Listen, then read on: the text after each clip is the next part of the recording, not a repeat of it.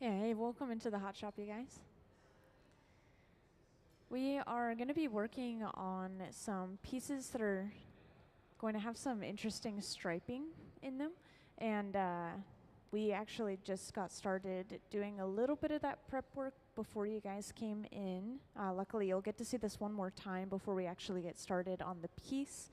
And these pieces out on display, by the way, this is not exactly what we're making today. This is just some pieces that we've been working on lately. We've been preparing for the holidays, so these are some trees that are going to go into the store.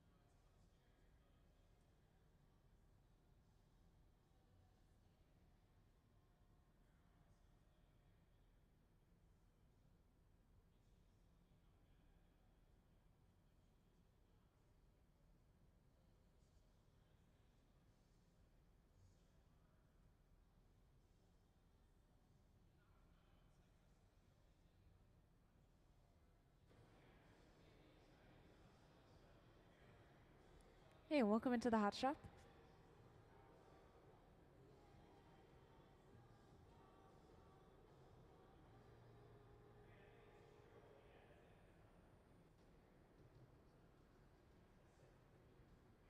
So today we have our resident hot shop team on the floor. So these guys work here full time at the museum, and we are gonna see them do a little bit of prep work to start us off, and then we're gonna make a relatively large vessel. It sounds like it's gonna have this interesting spiral or striping pattern in the side of it. So that's what we're preparing for right now.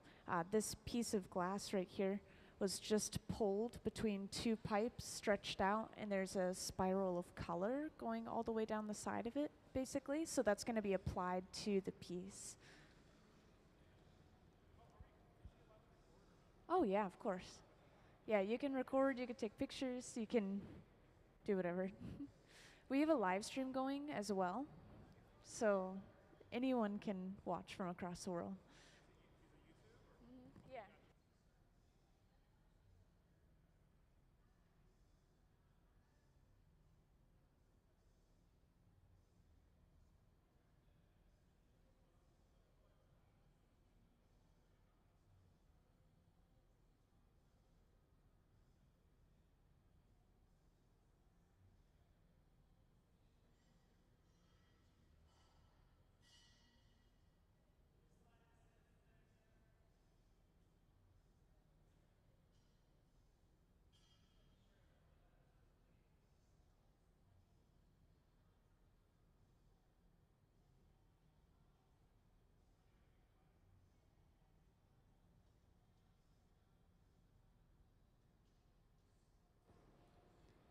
Yeah, when I was in here the other day, they were making these, and they're for the holidays, of course, as you might have guessed.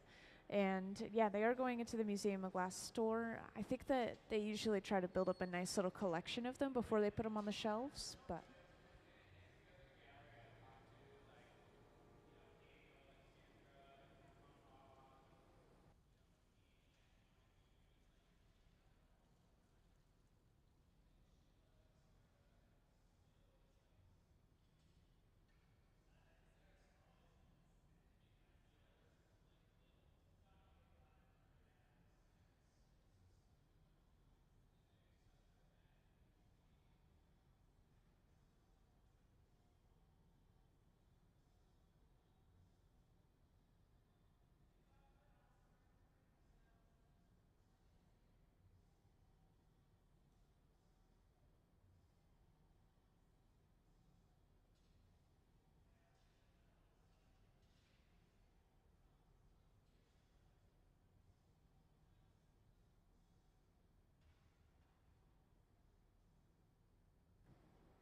so this is how we get the striping in the glass.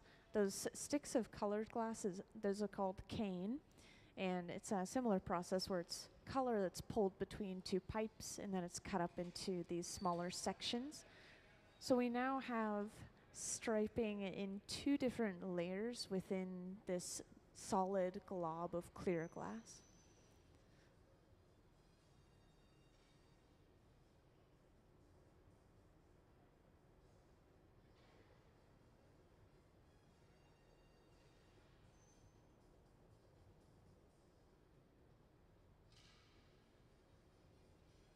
Oh yeah, and just in case you're curious, this is how the colored glass starts right here. It's called color bar, just solid pieces of colored glass. They come in these really long bars. We just chop them up and use small sections of them at a time. It's different metals, minerals, and oxides mixed into the glass to get the color.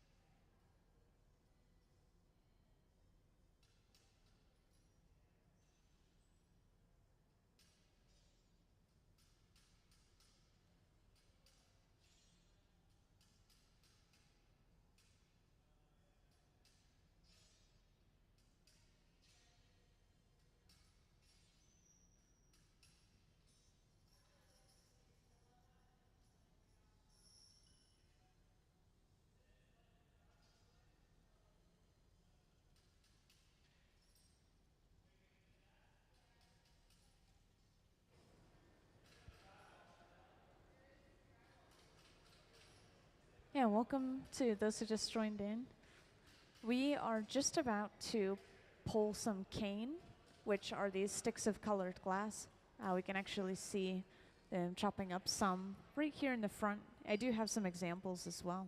Just simple little thing. So cane are these sticks of colored glass. You can have a simple design with just color and then usually clear glass surrounding it, or in this case, we have some really interesting designs that are being created with striping and kind of spiraling inside of the piece of cane. So, over on the right, Gabe has the glass prepared. This is a very satisfying process to watch them stretch it out between the two pipes. So he's just going to bring it over, he's going to attach it to the pipe that Sarah has, and then they're going to stretch it out like a piece of taffy.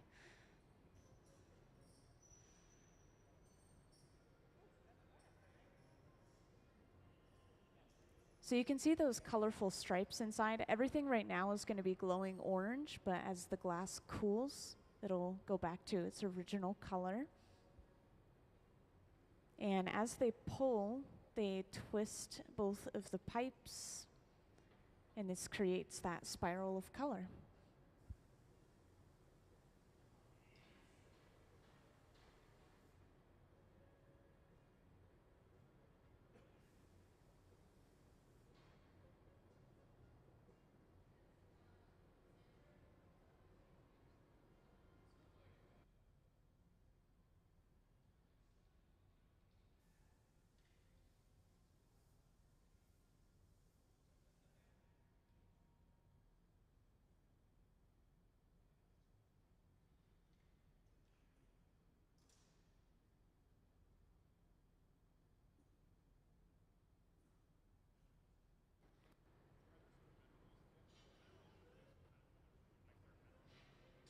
Yeah, exactly. I can give you some examples, but there's so many different combinations.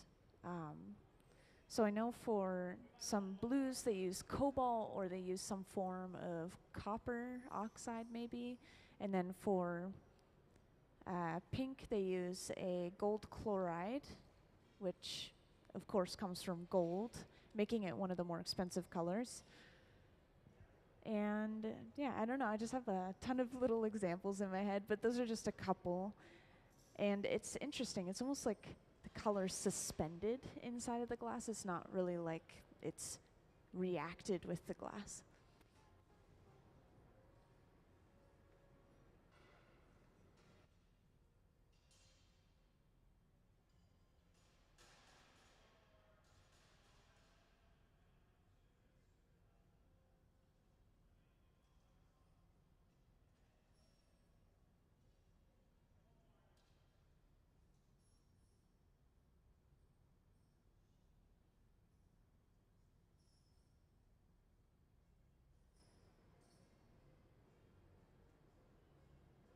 So in the very beginning, they lay the cane out on this tray. And this tray is actually pretty warm at this moment. It's probably sitting just at about 1,000 degrees Fahrenheit. And we will then start to preheat the cane further and further to prevent it from cracking when we stick that hot glass right on top of it to pick it up. If glass cools too quickly or heats up too quickly, it'll crack from thermal shock.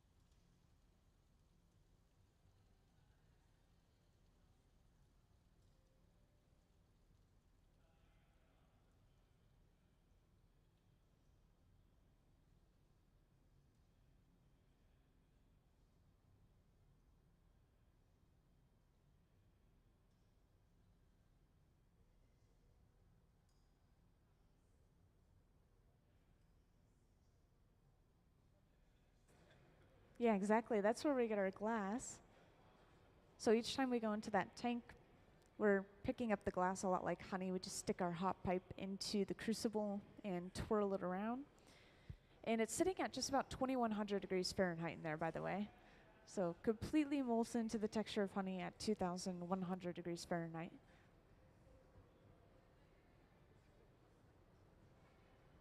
Oh yeah, and you'll usually only see clear glass furnaces, by the way, so we're only picking up clear at the moment. We always add our color through other means, like this piece of color bar right here. I know I didn't show this to you guys earlier, but this is something called color bar. We'll just attach it to the end of our pipe with a little clear glass as support, and then we'll heat it up and use it.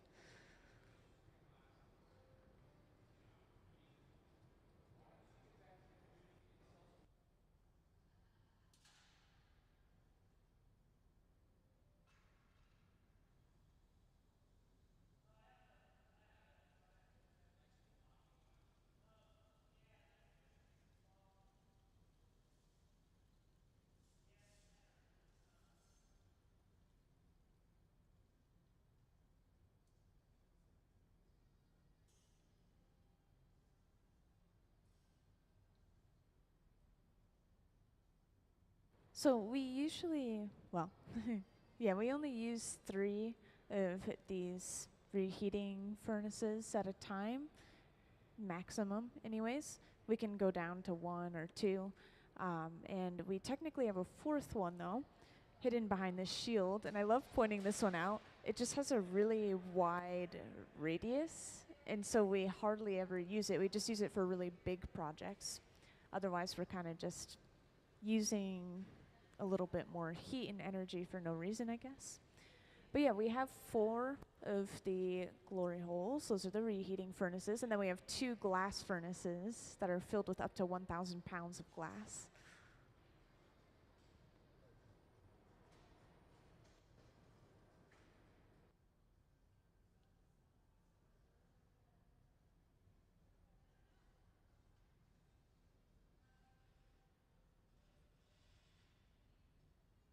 So it depends on when you come in, what we're making and what we're doing with the glass. So lately, this week, we've been making a lot of pieces for the Museum of Glass store, including the trees on the pedestal, and then including the pieces today. But if we come in next week on Friday through Sunday, we're going to have a visiting artist.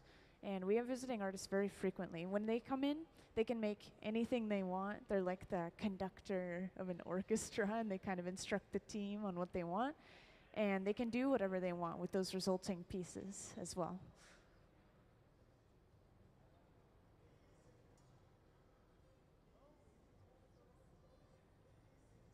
Yeah, I know, it happens pretty quick. And I know some new people are just joining in here, so I'll give another quick reintroduction as to what we have going on. So we have our resident hot shop team on the floor today. These guys work here for the museum full time on the hot shop floor. And we are making, I think I heard cylinders today. And these are going to have 3 different sections to them through a technique called encalmo. I'll make sure to explain this a little bit more in detail later. But right now we're preparing the middle section of the cylinder, and this is going to have some patterning on the glass. So we're creating these patterned striped sticks of glass to apply to the piece.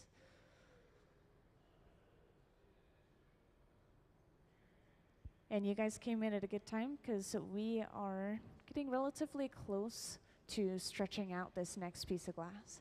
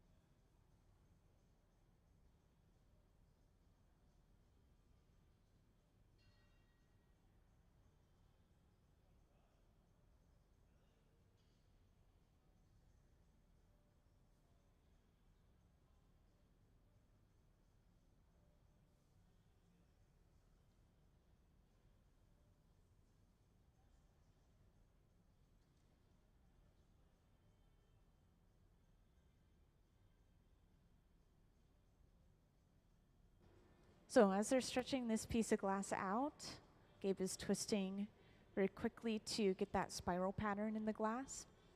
So all those stripes are twisting up. And then we laid across the wooden ladders. Somebody asked me about these earlier. This is just to prevent the hot glass from touching the cold concrete, which can shock the glass pretty quickly, break it apart. You can actually see on the ends that touch the floor that we'll have pieces that pop off sometimes, like this one.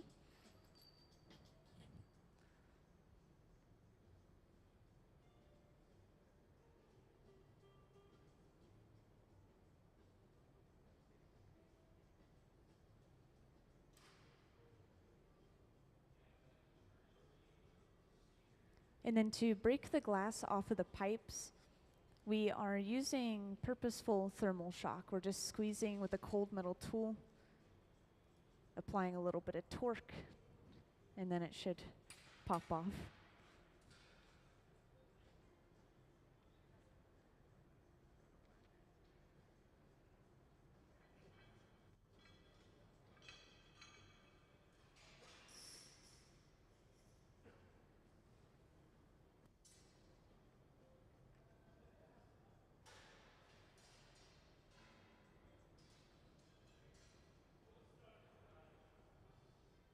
So they actually already have some cane that they made on a previous date. You could see in Gabe's hand. He's going to lay them out on this tray at the center bench. Just a piece of kiln shelf that we can use to preheat this glass.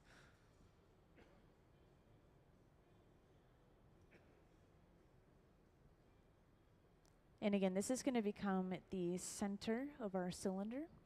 And then we're going to have two other sections of glass for the top and the bottom, which I heard are going to be just transparent colors in general.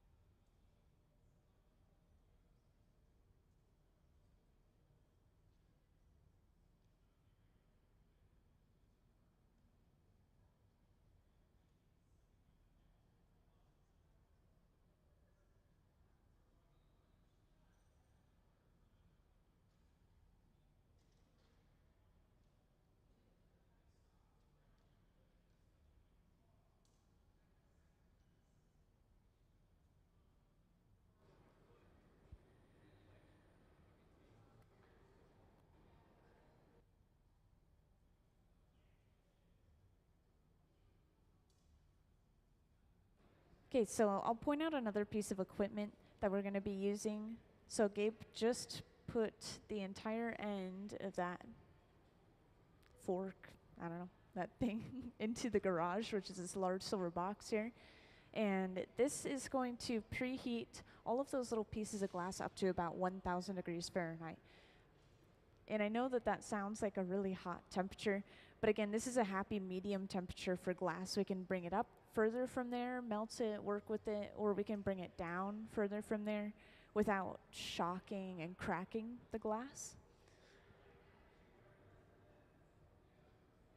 So we gather up our next layer of clear.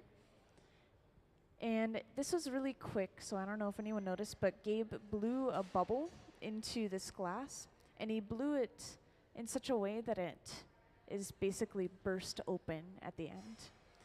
So using this technique, we now have a collar of clear glass around the end of the pipe because we broke through that glass.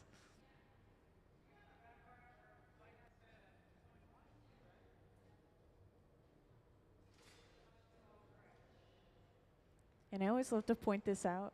If they make everything look effortless, it's because they have a lot of experience. The majority of the team that works full-time on the floor here has 20 to 30 years of full-time experience blowing glass.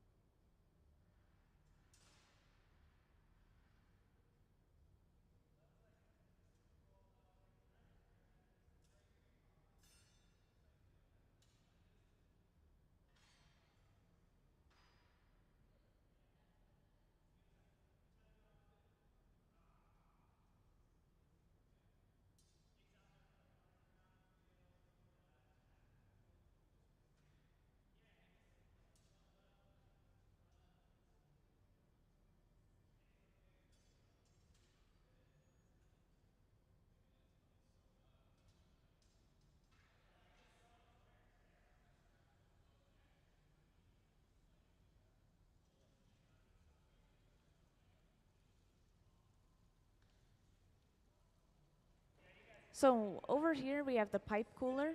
It's just a trough of water that we'll set the pipe down into, and it's just get better leverage, get a better grip closer to the glass on the end of the pipe. Yeah, it's especially important once we have more glass, or if our furnace is really low, then the pipe ends up getting really hot because you're sticking the pipe all the way in there to get the glass. So what we'll do with this is we're going to heat up all of that cane now. Again, those sticks of colored glass. And we are going to take that collar of clear glass on the end of the pipe and roll it on the edge of the cane to pick it up all the way around the outside of the pipe. It's going to create a cylindrical shape around the end of the pipe.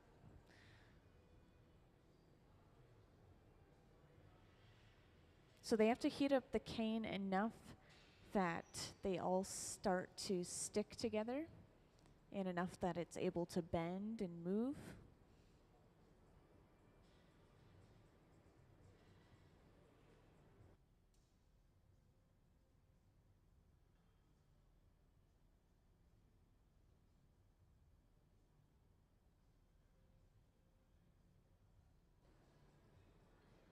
And as we're going into the heat, the front is getting heated first. As we're coming out of the heat, the front is getting heated last.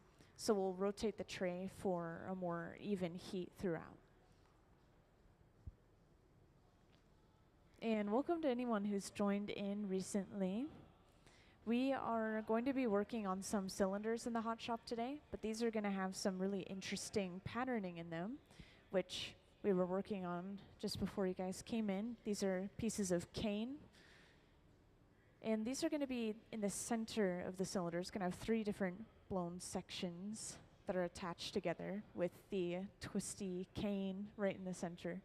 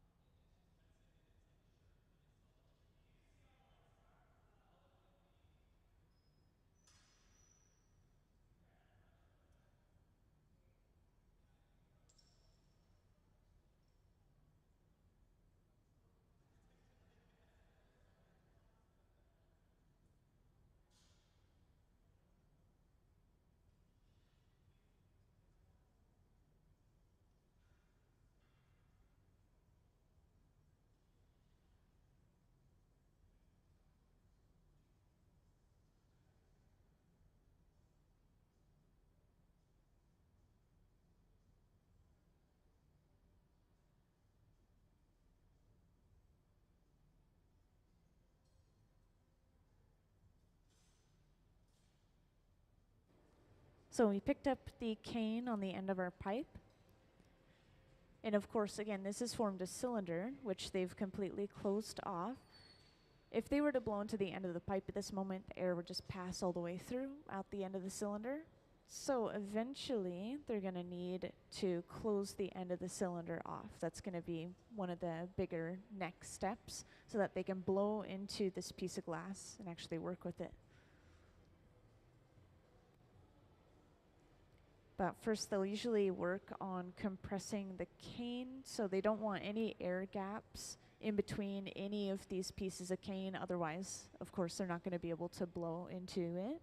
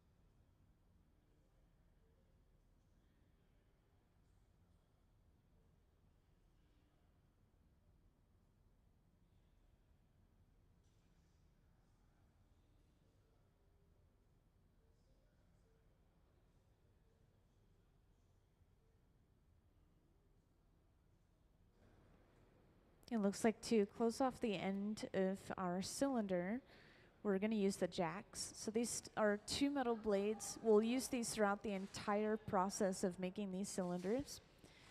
We could just squeeze down and eventually completely cut this excess piece of glass off.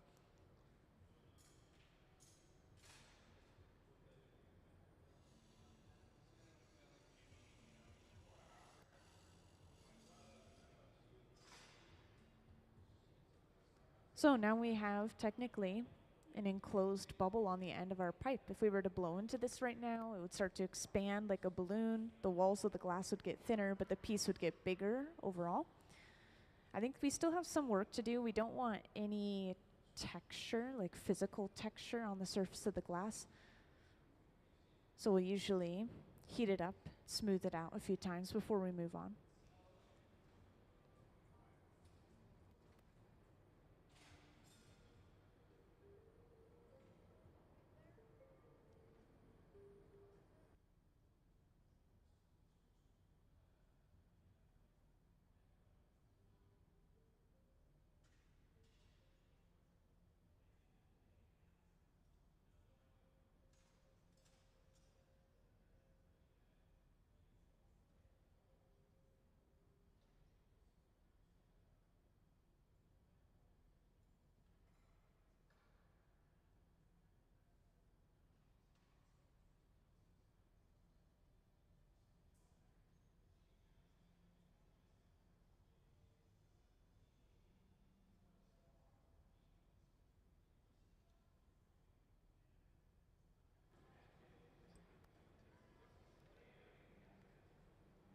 So we're going to start really absorbing a lot of heat into the glass. Again, this piece of equipment that we're using right now is running between 21 and 2300 degrees Fahrenheit. And this is technically going to melt the glass down to a honey texture if we were to hang out in there long enough. But usually we'll just hang out in there until it's softer than taffy, kind of a putty texture. So there it's moving around a lot. If we were to stop turning, the glass would fall off center, or if it's hot enough, even fall on the floor. So we're always turning. And then we use the block. I was just explaining this to some members of the audience. The block is a wooden spoon-shaped tool, so it is carved out of wood. It's kept in water to help prevent it from burning. And then we use this to smooth and even out the bubble, so we now have a smoother surface.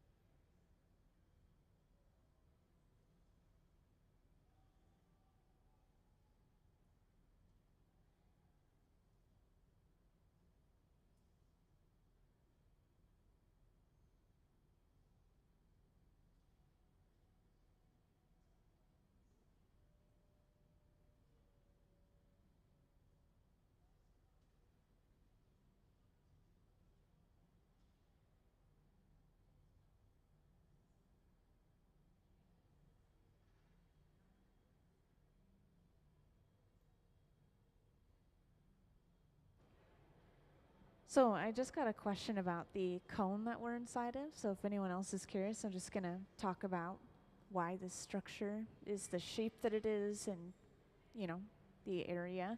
So we opened up in 2002, and this cone has always been the Museum of Glass's hot shop. It was built to be a hot shop. It was never anything else. But it's based off of these old wood burners that used to be along this waterway right here, Theophos Waterway. And we were a really big logging area, so they would burn leftover wood scraps in those burners. All of that kind of died down, and we didn't burn excess wood. We instead used it for everything you could possibly think of, right?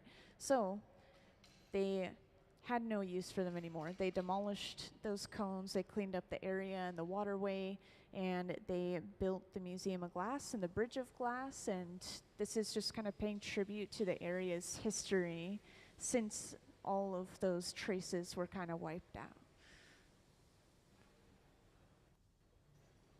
So just some interesting little tidbits of information.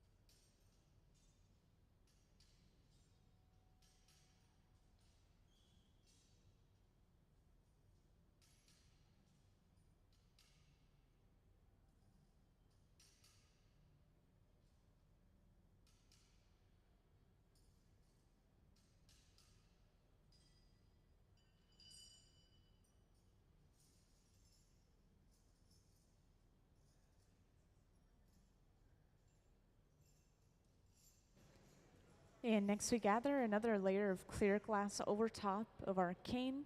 This is going to build up some mass, give us more material to work with, and then also protect all of that cane so nothing on the surface will chip away and make it obvious that it's a chip. And we do have these buckets on either side of the hot shop that we put clear glass into. You saw them drip some off.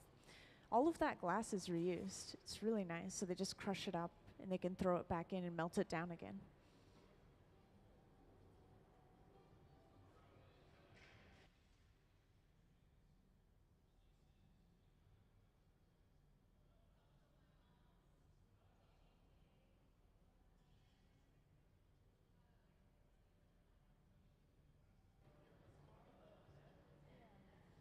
So if we want a certain color, like certain richness, we'd have to simply use more of that color and just leave the layer of color thicker within the walls of the piece.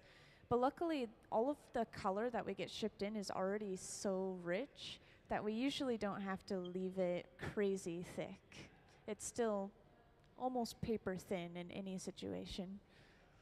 It's actually hard to get light colors because you have to thin it out so much.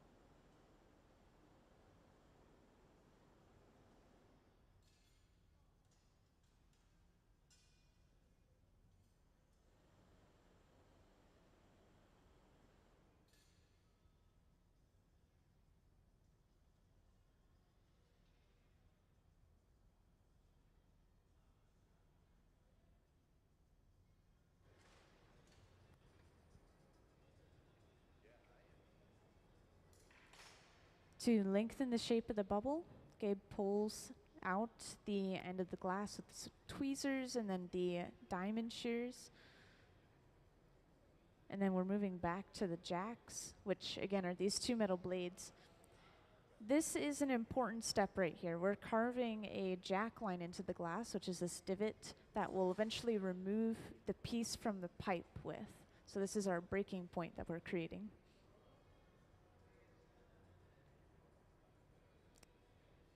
Now this is going to be the hard part to explain, is how we're going to get these different blown sections of glass together. And again, this is going to be the center, or like the center section of our cylinder. So what we need to do is we need to make sure the bubble is open on both ends so we can attach those two different sections on either end.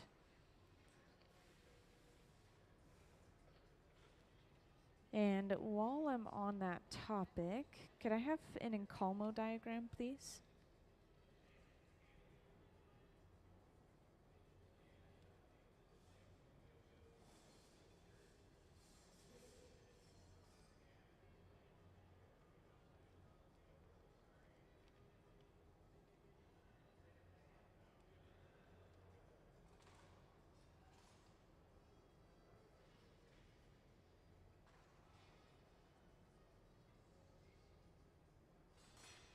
Yeah, could I have the Encalmo diagram?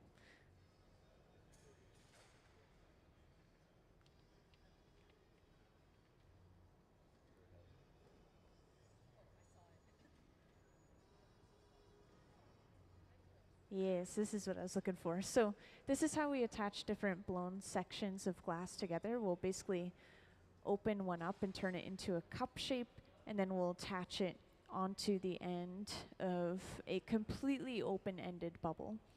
And this one that we're making right now, again, is going to have 3 sections, so it's going to look a little bit different, but it's along these same lines.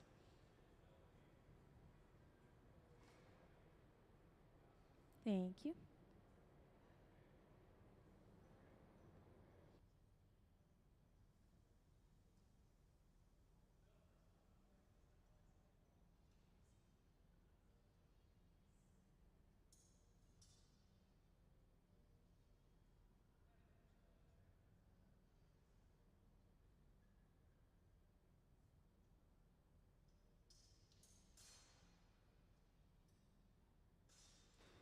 Now to open up the end of the bubble, we sectioned the glass off. We didn't cinch all the way down, so air can still pass into that smaller section. So when we break that small section off, we're left with just this little opening into the entire bubble.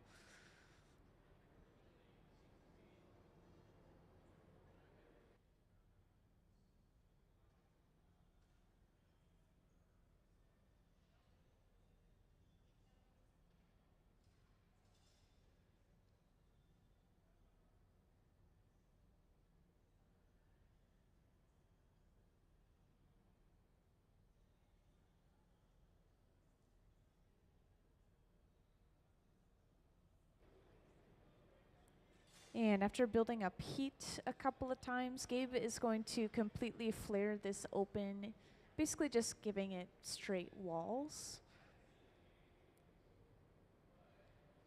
Yeah, we're not going to flare it out like a vase. We're also not going to leave it tapered in. It's just cylindrical itself.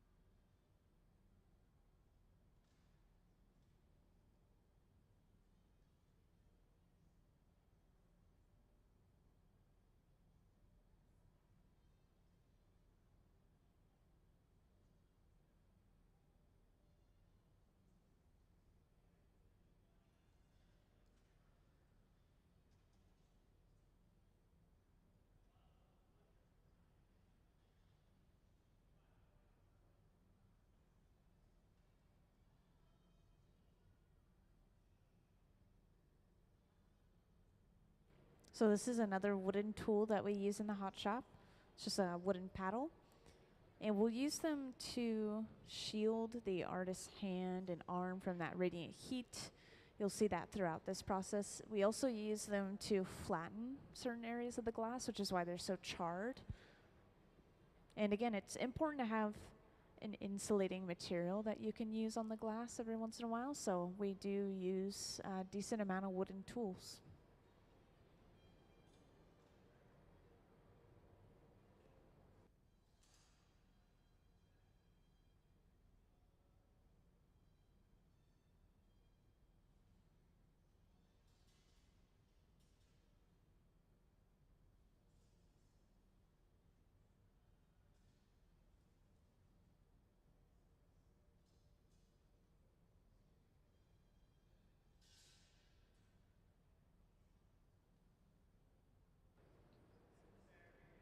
So eventually we're gonna have to set this section of glass aside in the garage, which a lot of you weren't here for this explanation earlier, but the garage is just gonna keep any piece of glass we put inside of it warm at about 1,000 degrees Fahrenheit. So Gabe is putting that in there right now. So we can now create our last two sections that'll be sandwiched on either side of this one.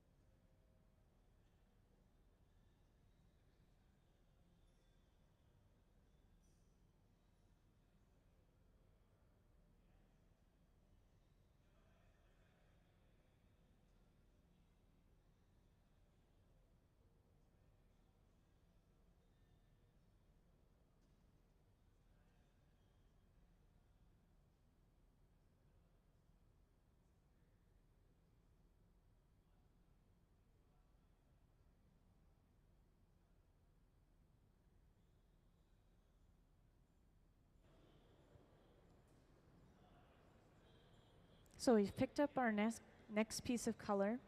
Again, all of our colors starting off in this form right here called color bar. So it's solid pieces or chunks of colored glass that we get shipped in. And the color that we're using apparently is a transparent copper blue. So it's like a very light blue-green, a little bit more towards blue, of course.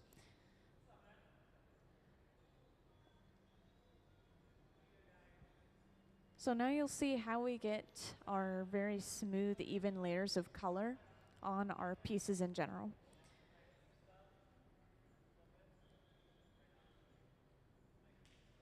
Yeah, it'll be different even from the things you see on the pedestal, for example. These used powdered colored glass rather than these solid pieces of color.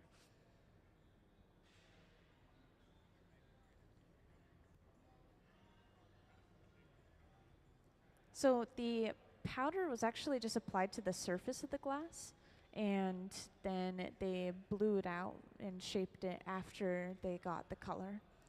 And these ones are really interesting. The process is a little bit tricky.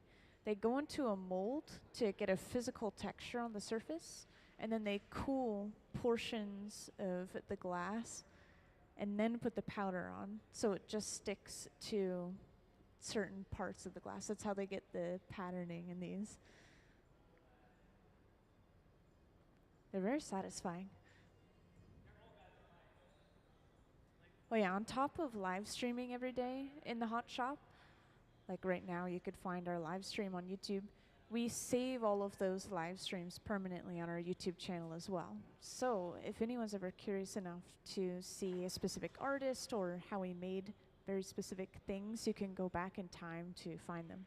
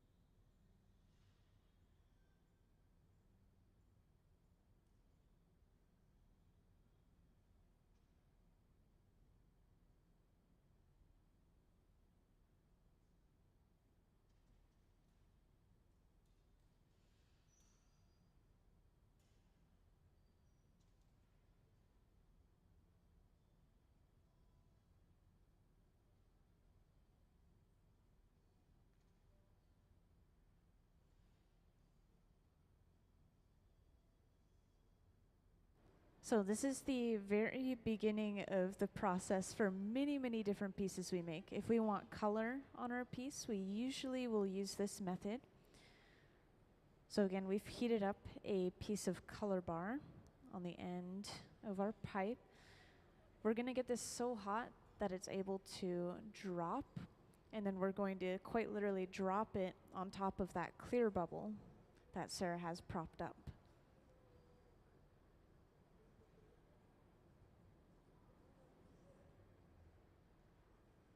So this process is called a color drop or a color overlay. Drop that color down. We'll cut it off before eventually smoothing or pushing and rolling that color back. And then it covers up that clear bubble completely.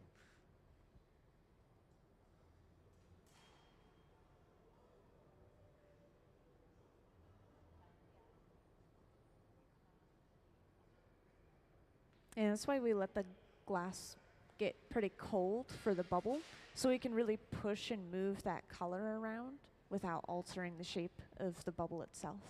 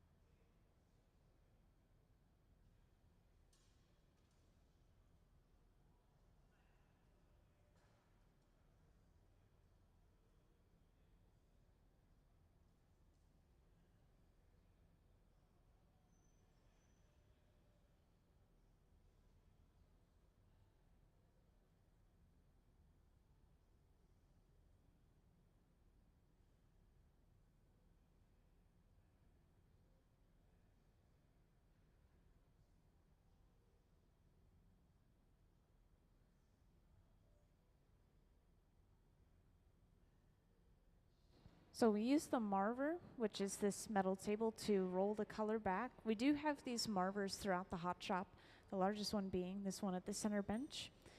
And the idea of these is there's basically just this thick slab of stainless steel on the top. We can use it for shaping, we can use it for cooling the glass as well. It'll just suck heat right out of the piece.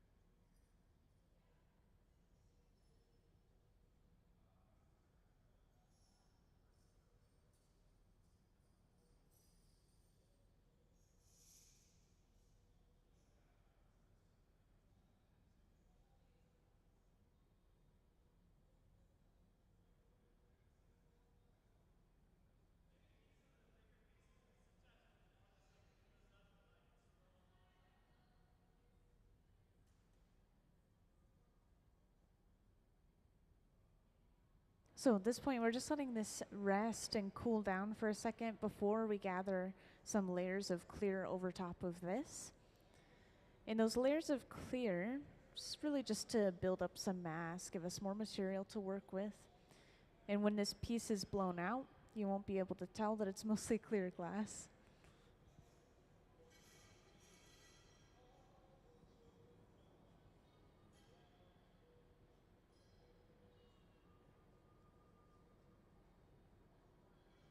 So for anyone who hasn't seen us use these, this is the glass furnace, and it's filled with molten clear glass at about 2100 degrees Fahrenheit.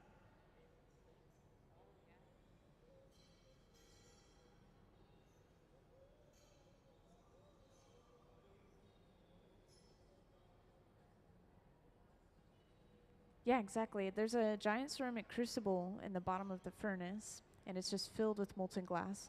So when we pick it up, all we're doing is we're sticking the pipe and whatever we have on it in there, and then twisting it, and it just sticks and twists all the way around. It's interesting. I always compare it to honey in texture, but it's definitely a lot like lava in many other ways.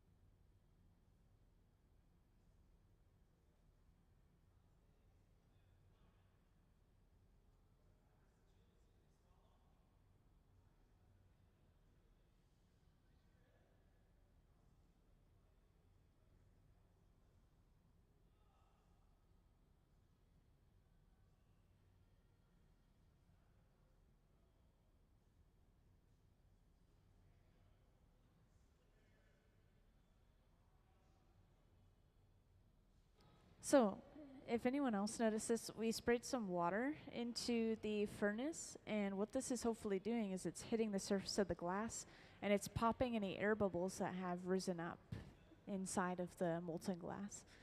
As we're gathering, there's a little bit of glass that kind of drips off and into the furnace, or it'll fold over on itself, so we end up getting these little air bubbles, and we definitely don't want to pick those up in our piece on accident, because they're a little bit hard to get out once it's on our bubble.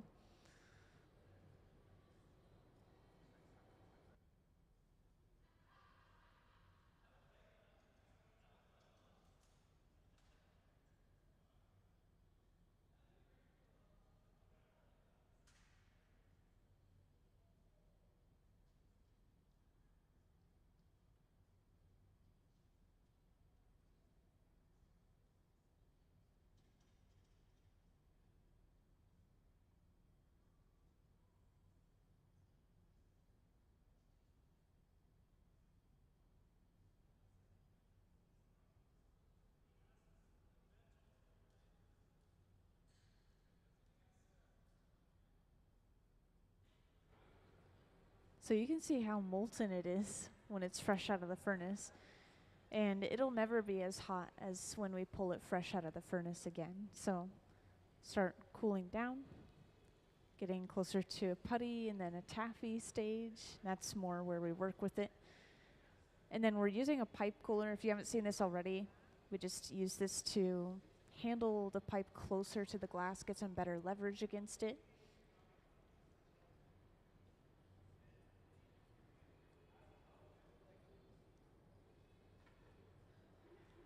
And then usually, once we've moved to the center bench, this tells us that they have all the glass they need for this portion of the project. So I think this is all the glass we'll need. We could start blowing it out.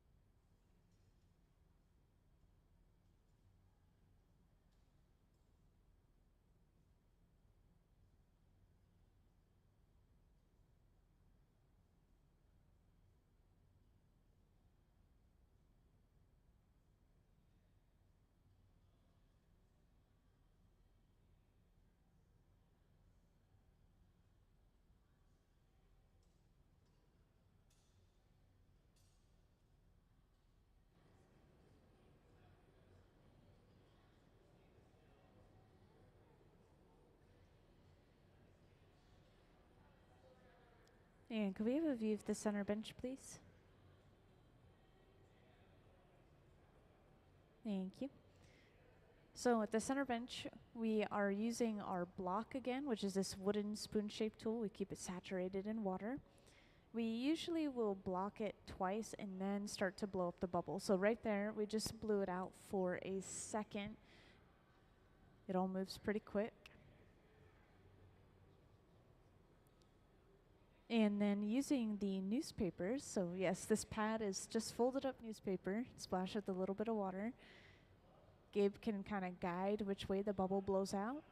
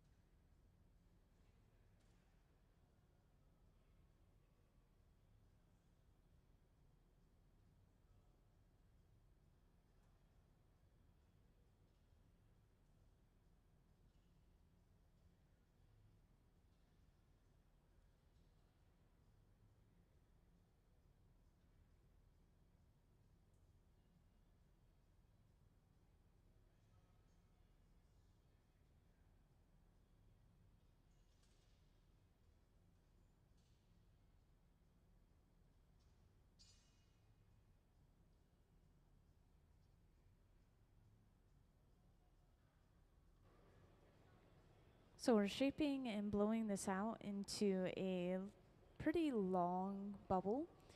And the reason for this, again, we're going to have two sections of this transparent color. We're lengthening this bubble so we can section it off in half. And so instead of creating two individual bubbles and trying to get the same amount of color exactly and everything, we can instead just blow one big bubble and break it in half.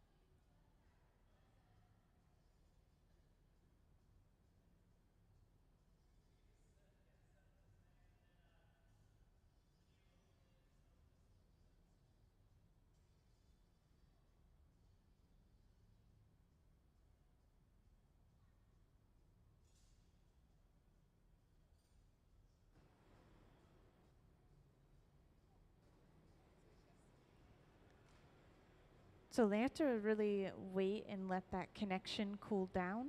The glass is still super thick, and therefore it's still molten in the center even if it's pretty solid on the surface.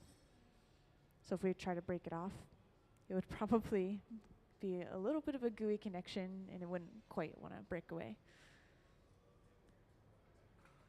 But pretty soon here we're going to be bringing over another pipe, some clear glass on the end as a connection point, and we'll attach that right to the center of the bottom of this bubble that we've created off the end of our pipe.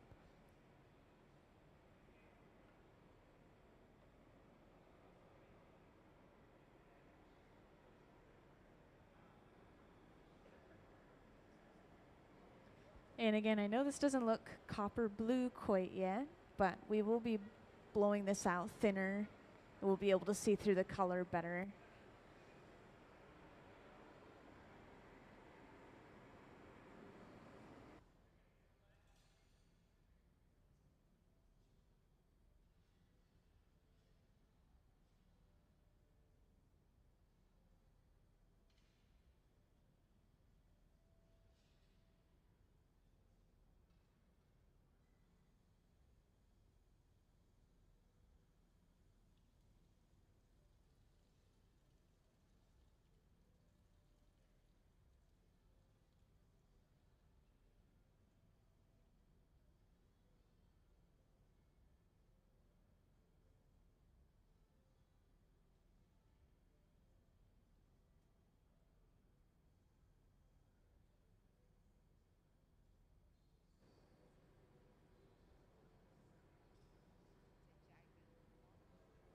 So we just brought that pipe over.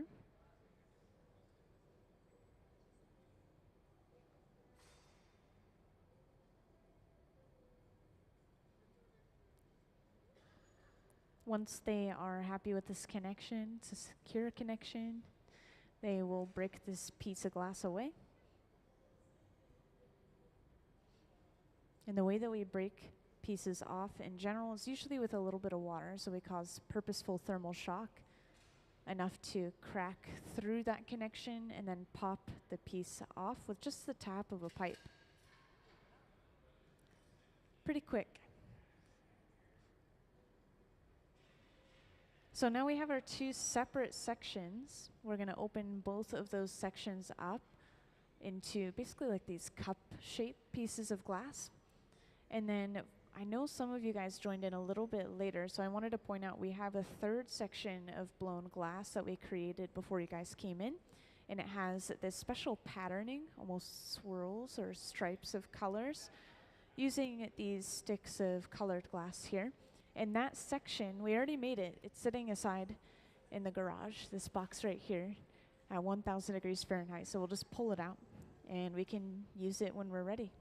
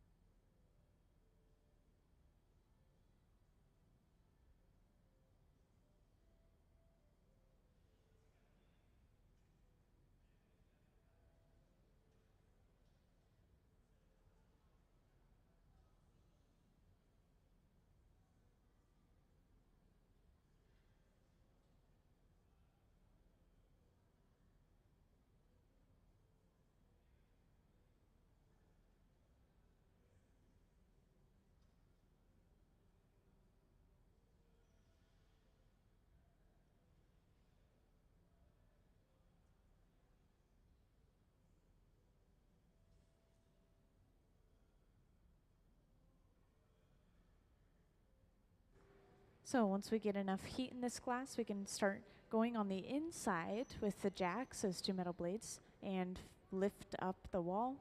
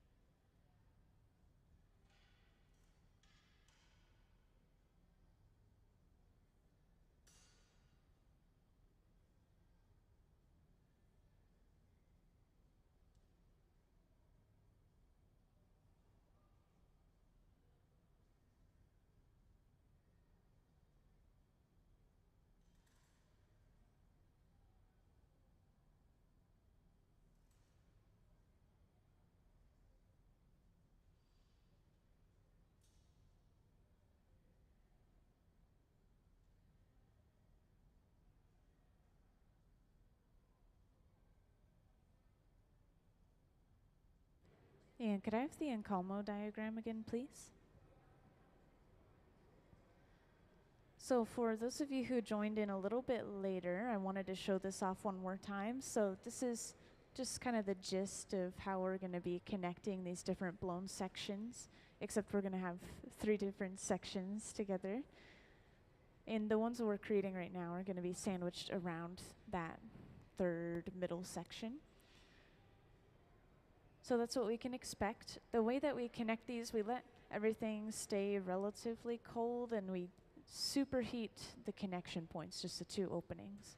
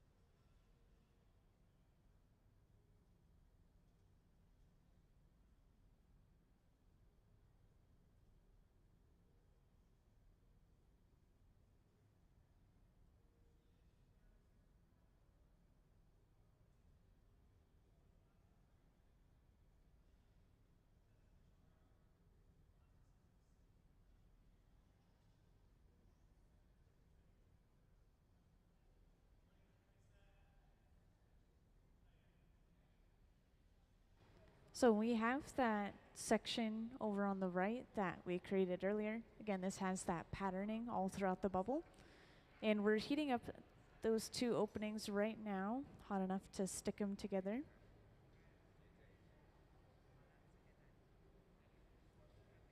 Yeah, this part's the hard part, making sure to line everything up just perfectly so we don't create any accidental lips or edges that stick out. And just like that, we have our 2 pieces connected, 2 out of 3.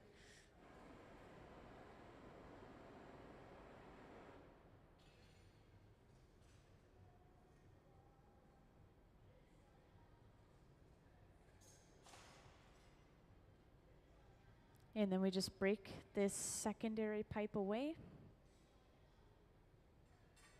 And we're left with just what we need.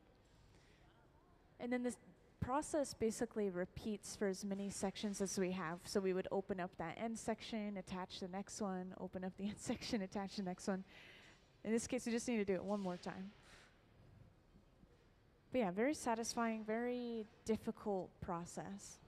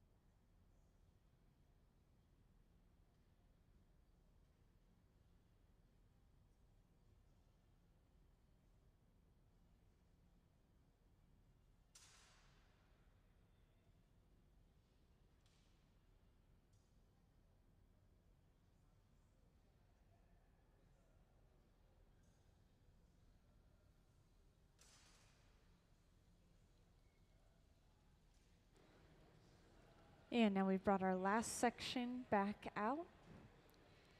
We'll do the same process again, heating up those two openings and connecting them. And then again, just to point out, this is turning into a cylinder as the final product. So you can expect once we connect this last piece, we'll start blowing it out and turning it into its final form.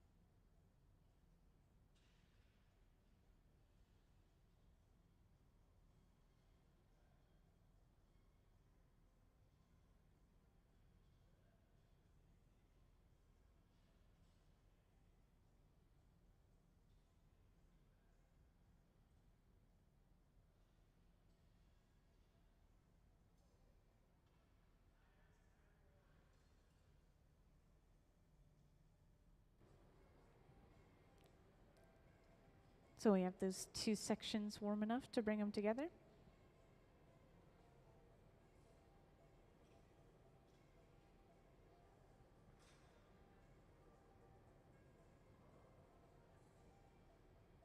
We always smooth that connection out, give it a little puff of air as well before breaking that pipe away.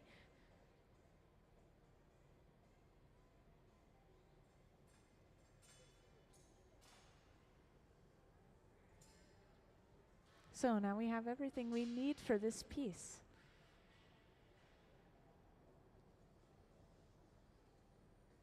And when we finish this piece, this is going to be the first piece of the day, by the way. We've been working on this one since this morning.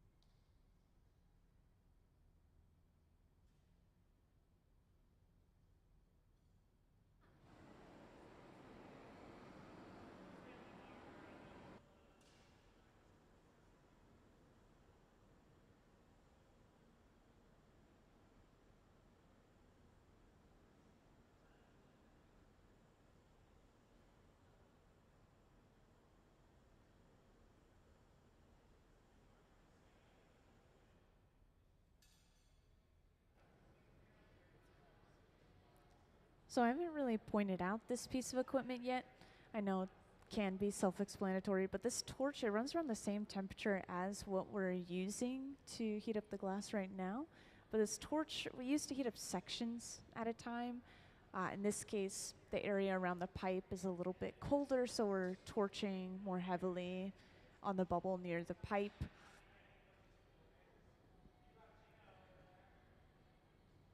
And then we use the Marver to actually cool certain sections of the bubble, prevent it from blowing out too much in that one direction. For those who are here much earlier, you might remember my explanation of that. Then Gabe can give it a quick puff of air, expand the areas that are still nice and hot.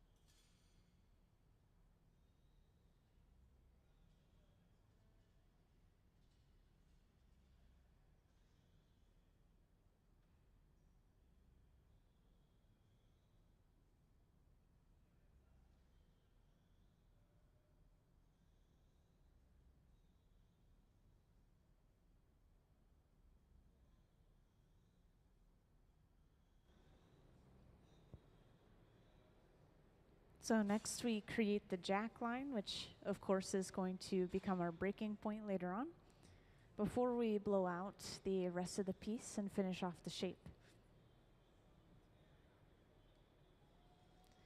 And this is a good example of us using those wooden paddles for shielding in this moment. There's so much radiant heat coming off of this piece.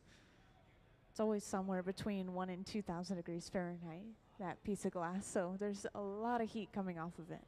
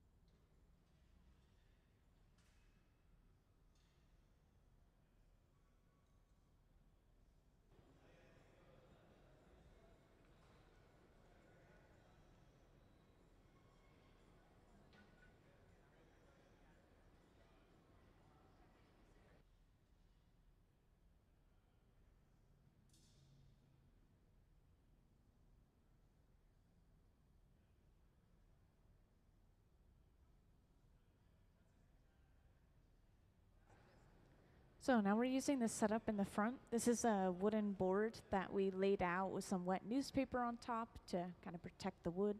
And we are using this to basically apply an even amount of pressure across the entire wall of the piece all at once. So this is what we use to make cones and cylinders, anything that needs that really straight, even wall. And we'll usually use this multiple times over.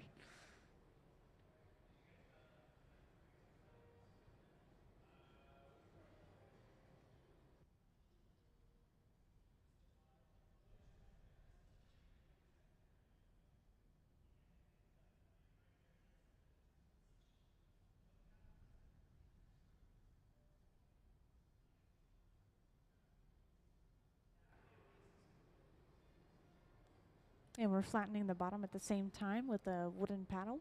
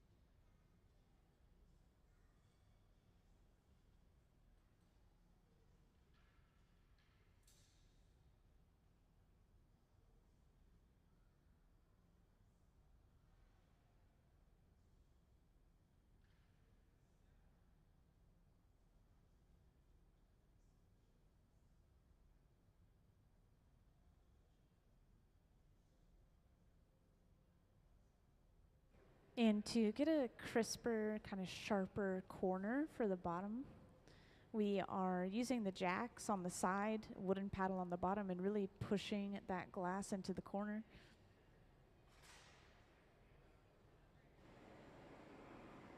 And just like that, I think the bottom of our piece should be done as long as they're satisfied with the shape and how smooth it is. We're trying to heat up any areas that are getting a little too cold.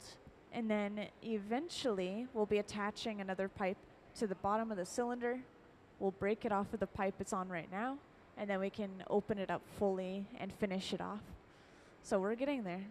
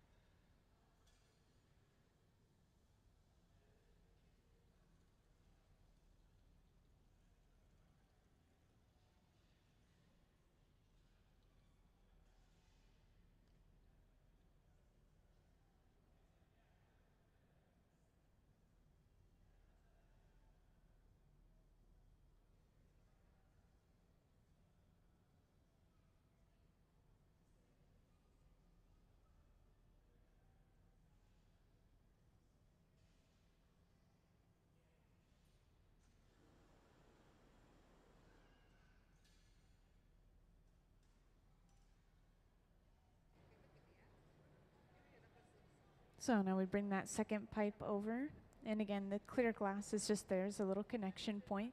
This is pushed onto the bottom just enough to connect it, but not so much that it's fusing to the bottom. And then we will eventually break our piece off of the pipe that we built it on.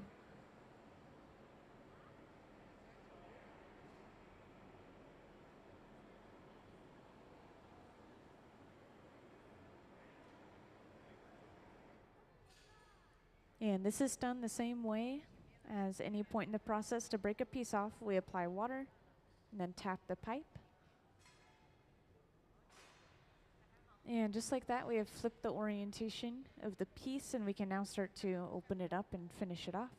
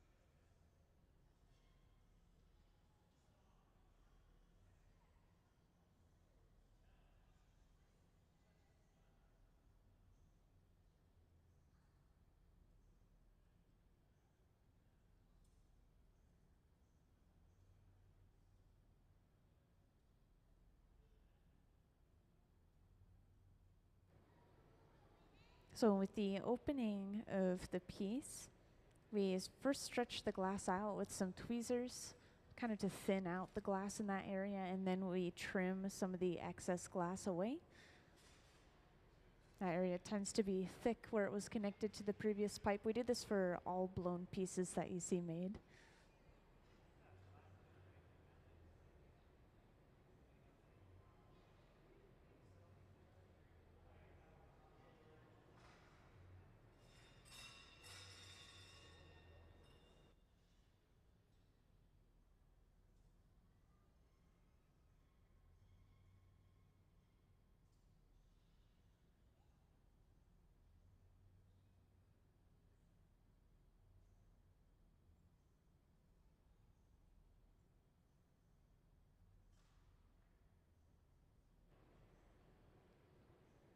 And after opening it up just a little bit, looks like we are starting by using the Soffietta. That cone will block off the opening to the piece, and then we can reinflate the glass, usually around the shoulder area.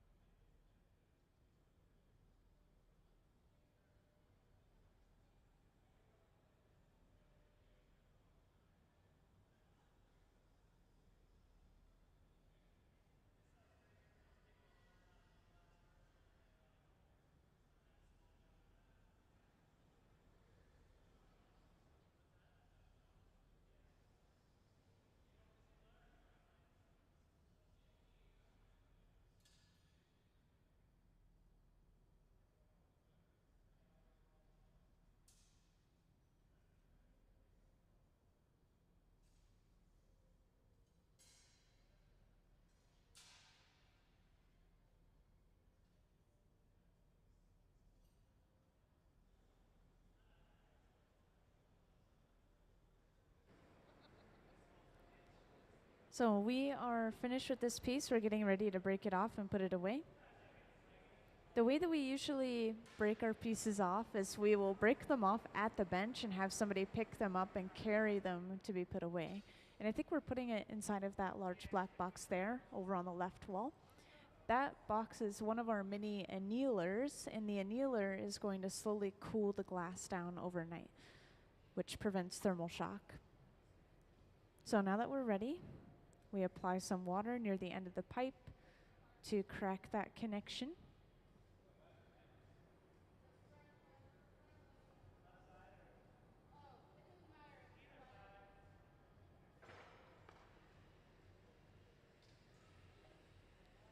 And then we'll pop that off before torching the bottom.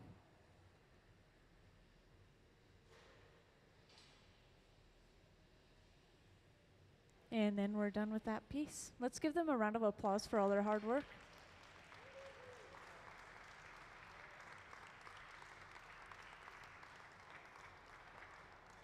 Thank you, everyone. Again, that was the first piece of the day, so we've been working on that since the museum opened. I'm glad you guys stuck around to see it.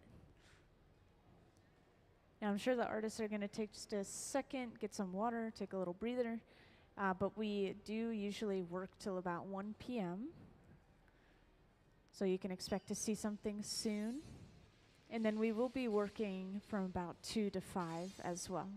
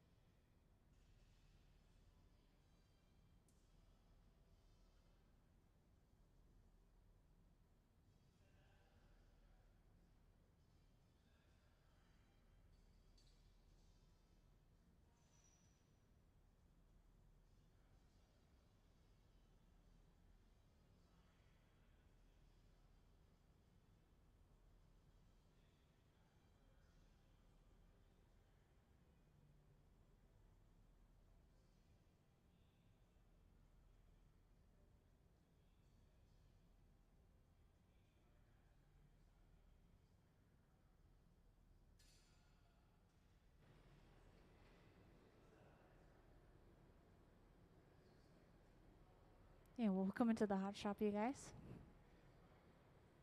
We are just about to pull some more cane, which are basically these sticks of colored glass. And this one in particular is going to have a spiral pattern to it, almost like a, this probably isn't the perfect comparison, but like a candy cane has those twisted stripes, so we're going to have twisted stripes for this one.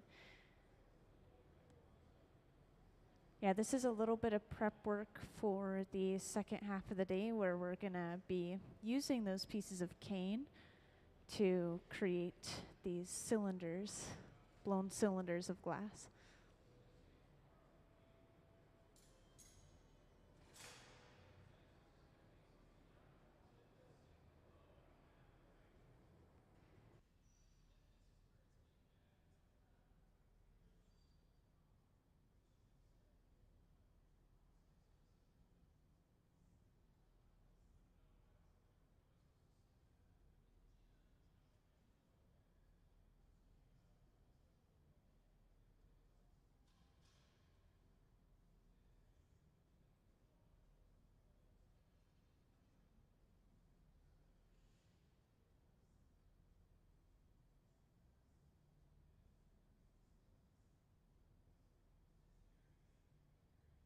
So we've already picked up, I think, 2 or 3 or 4 pieces of just regular cane. And this is mostly going to be clear glass. So in the end, the patterning is going to be hovering just in the clear, if that makes sense. So we've picked up the cane, we're rolling it on the marver, that metal table, just to make sure everything is smooth and flush and flat before we move on, because we are going to be getting more glass on top of this as well. And this is a very satisfying process to watch, by the way, if you haven't seen cane pulling already. It's a lot like pulling taffy. I always like to compare glass to food.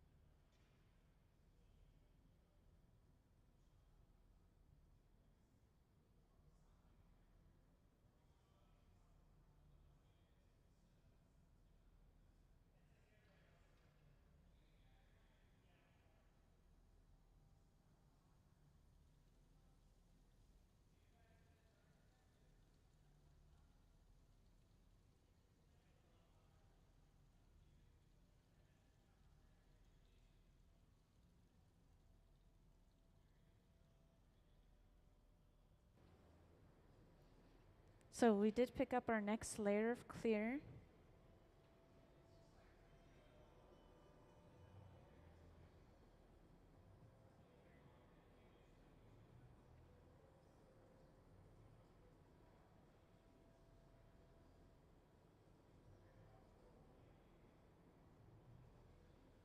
And we always have to let those previous layers cool down before we can move on to the next layer.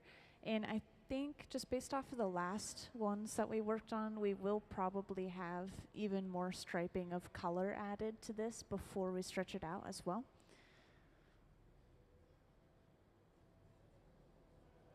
Also, feel free to ask any questions that you guys might have, including things based off of what you've seen in the galleries. I've got a plethora of knowledge I can share with you guys.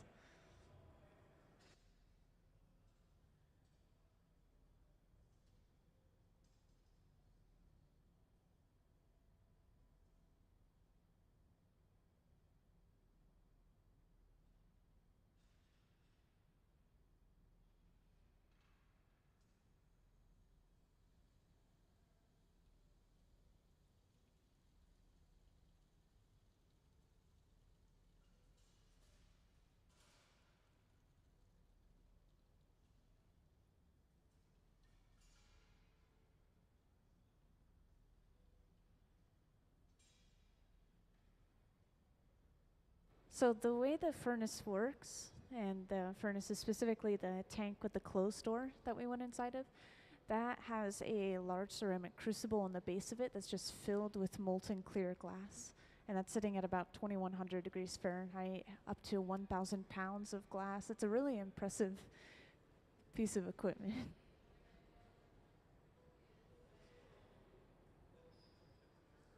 Actually, yeah, everything is at a pretty similar temperature. It's just the difference in what we're using it for. So that one holds the glass, and then the other ones are for reheating the glass. Also, we did just pick up even more cane, which are those sticks of colored glass. That's what we're using to get our striping. And if you were wondering, we did preheat it up to about 1,000 degrees Fahrenheit before we picked it up, which is why it was on that tray specifically. Can never add a cold piece of glass to anything.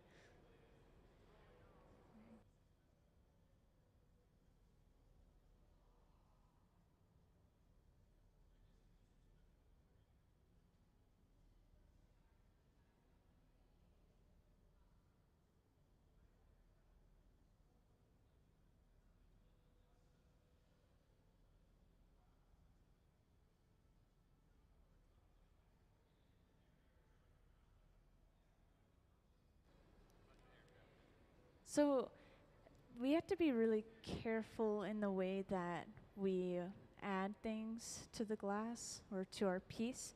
Otherwise, we will trap air bubbles. And sometimes you will see very small air bubbles from the furnace or from something going wrong. Like in this case, we're rolling the glass on the marver, and that's pushing the cane in slowly and making everything flush and smooth. So there's no chance for air gaps to form when we're doing that process. But yeah, if we were to have like an uneven surface and then we gather a layer of clear over top of that, then we're definitely going to trap air.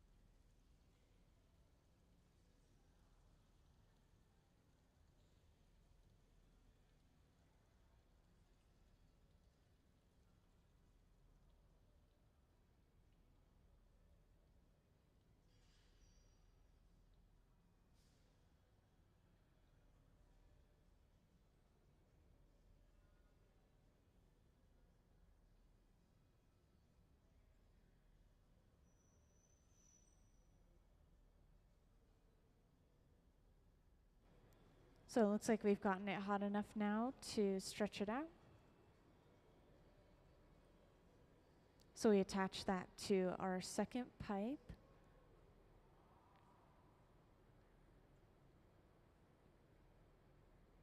And then Gabe starts to rapidly twist the pipe. This is creating that spiral of color.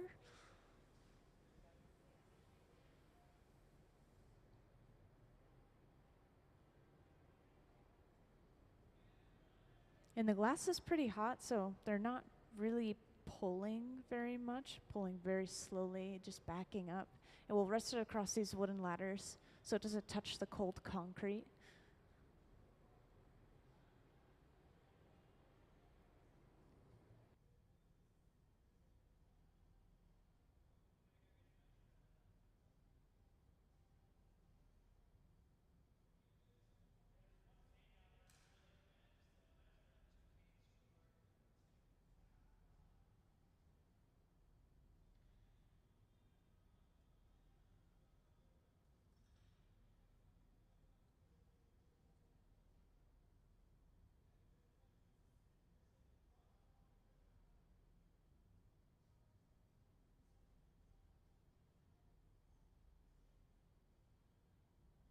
Yeah, the compressed air was being blown on the areas that were thinning out just a little bit too quickly so that they would stop thinning out. But yeah, just like that, we have pulled some more cane.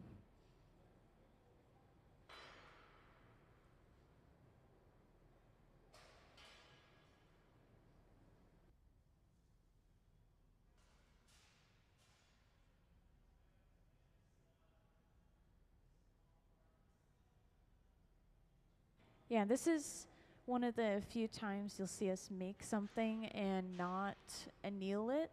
And the annealing cycle is these large boxes. They slowly cool the glass down, usually overnight. But this is a pretty thin piece of glass, and as long as it's not touching the floor, it'll cool slow enough that it won't break.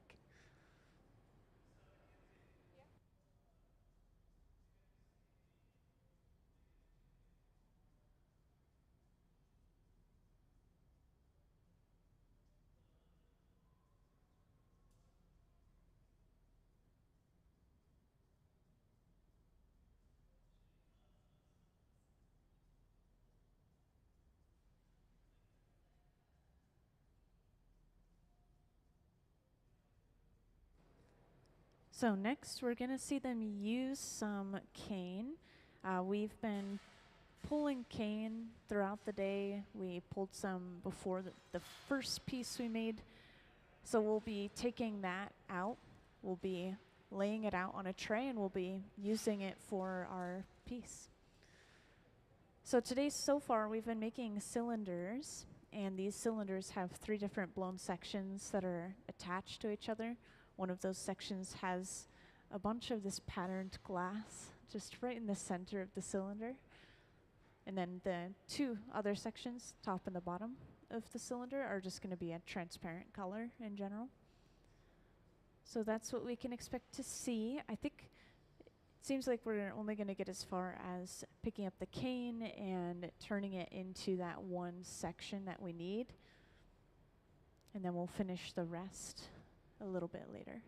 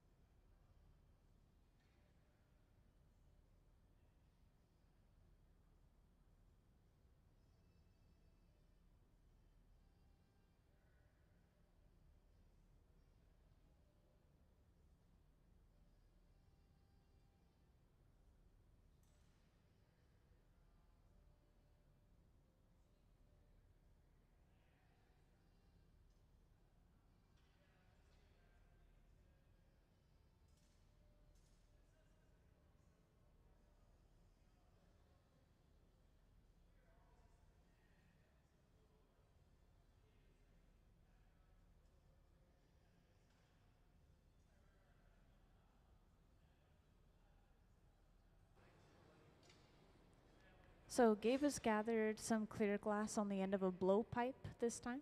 And this blowpipe, he blew into the end of it, burst that bubble open on the end. So now if you were to blow into the end of the pipe, that air would just pass all the way through, meaning that we have a collar of clear glass around the end of the pipe. And we're going to use that collar to pick up all of the cane around the end of the pipe, kind of create a cylinder out of that cane. And here's that cane at the center bench. So we'll heat it up on a piece of kiln shelf. warm enough that the cane will stick together and bend and move a little bit.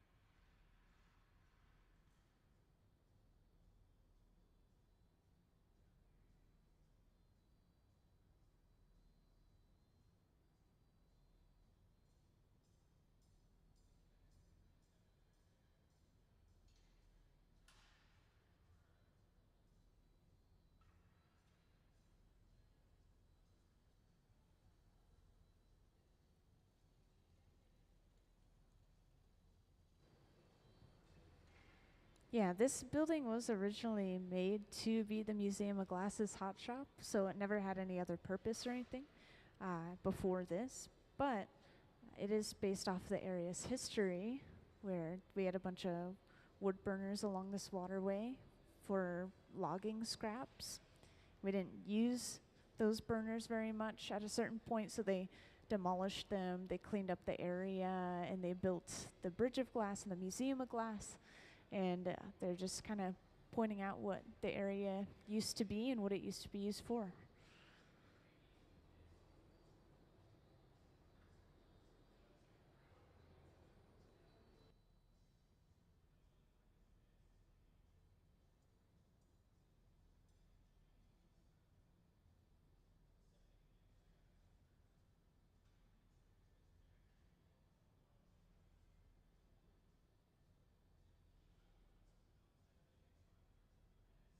We just call it kiln shelf.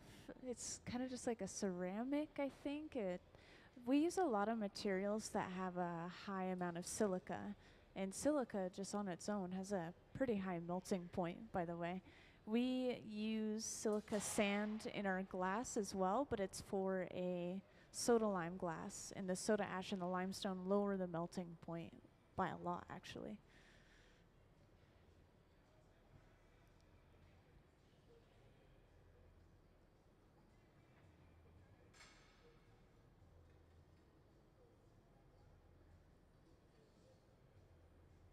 So it looks like we've heated up the cane just enough for it to start sticking together.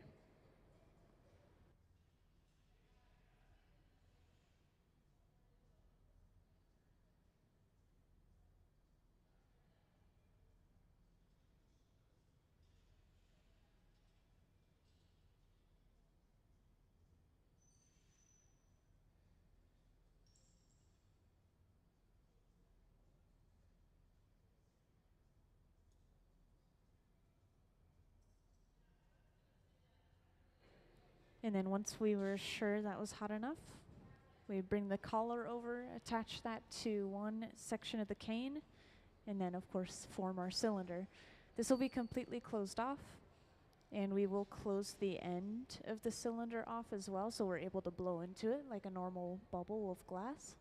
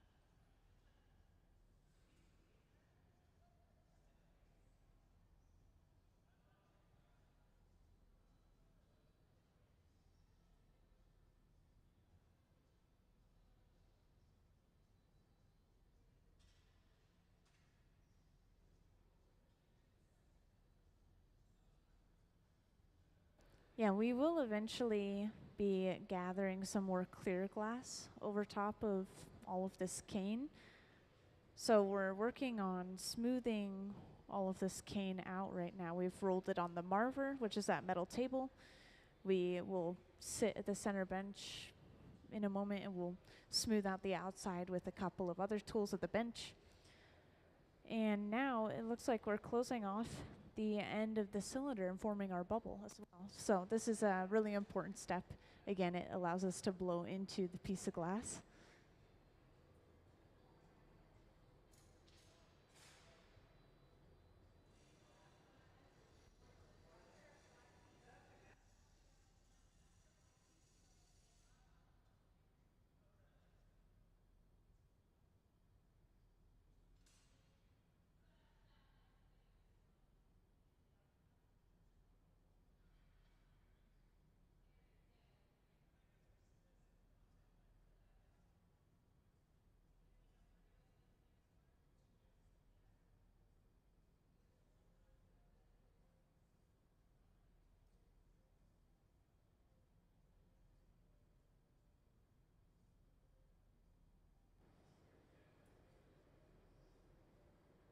Yeah, another thing Gabe is doing right here is just letting this glass cool down a little bit.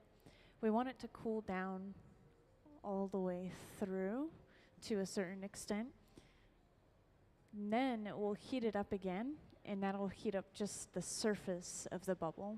So we're not really affecting the pocket of air inside as much. Instead, we're just affecting the texture, smoothing out the texture on the surface. And we'll be using the block, which is that wooden spoon-shaped tool that Gabe pulled out for just a second. He was just checking the size, I think. But yeah, those are carved usually out of cherry wood. They're kept in water to help prevent them from burning.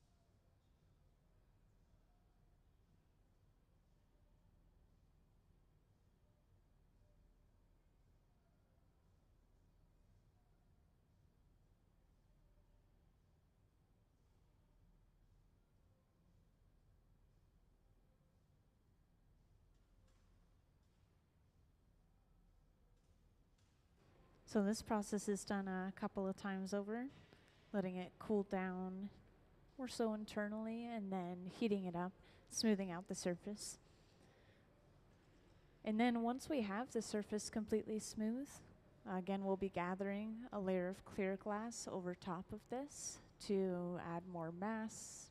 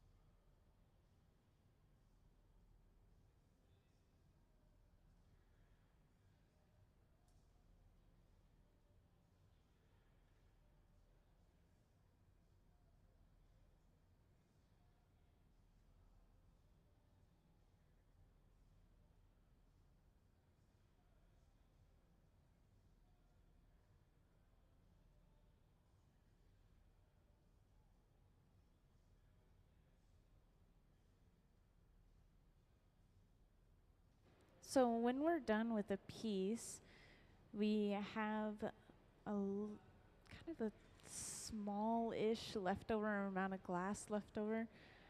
It's exactly what you see attached to the pipe is exactly how much would be left there. And we clean our pipes by dunking them in water, and that shocks the glass and it just pops off pretty quickly.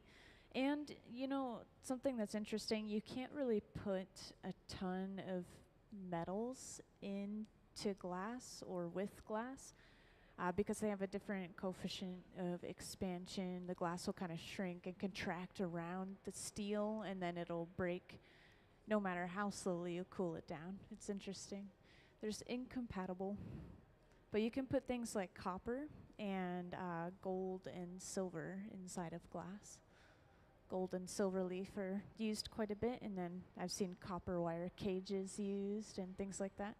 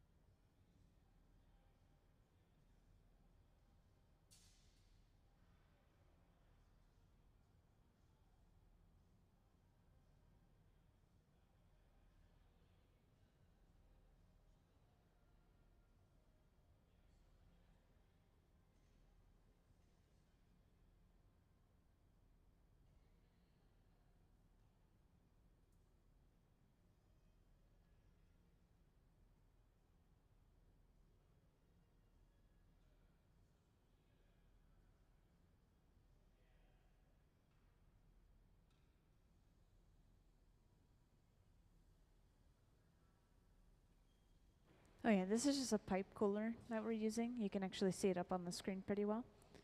Trough of water that we set the pipe into.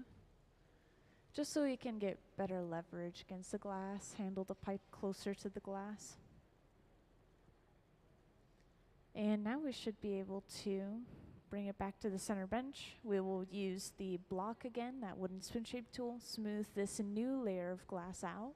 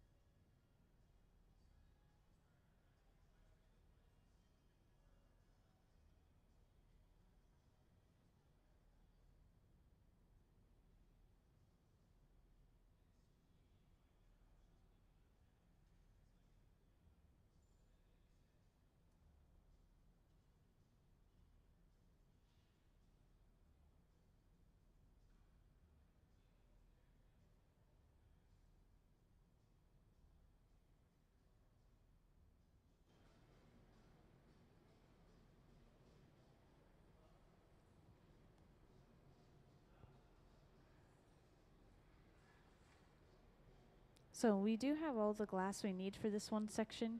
So at this point, we'll start getting it into the shape we need. First by lengthening the bubble, just grabbing onto the end, stretching it out.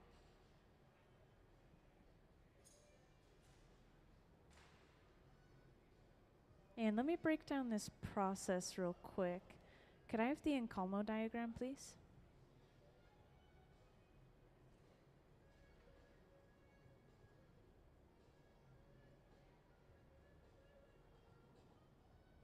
Thank you. So up on the screen, I wanted to show this off. Again, this cylinder that we're going to be making later will have 3 different blown sections of glass, and this is how we connect those different blown sections. So this is the middle section. We're going to have 3 different sections that we attach together. And because it's going to be in the middle of these 2, we have to make sure that it's open-ended on both sides of the bubble. So that's what we're working on right now. Thank you.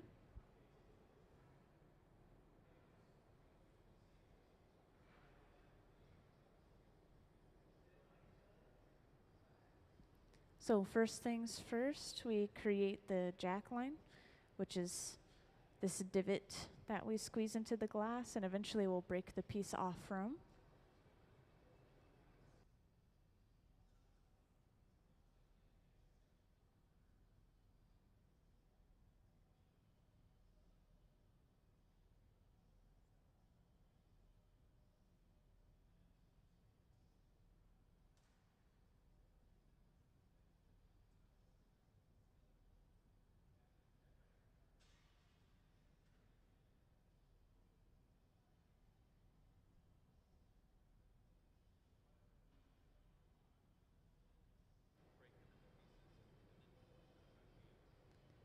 So it's really difficult to create a piece that has like these blocks of different colors or patterns. So we create multiple blown sections individually and bring them together to create that really nice, crisp connection line where they're connected. And I think it could be done in some ways other than that, but it's not going to be as perfect of a connection, I guess.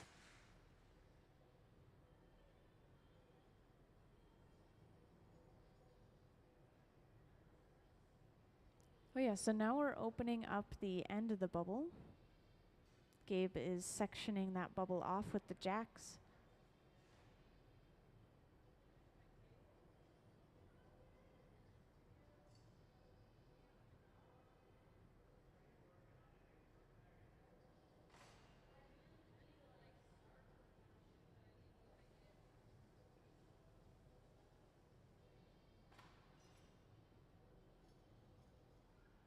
And then after letting that glass cool down for just a second, they're able to knock that small section off.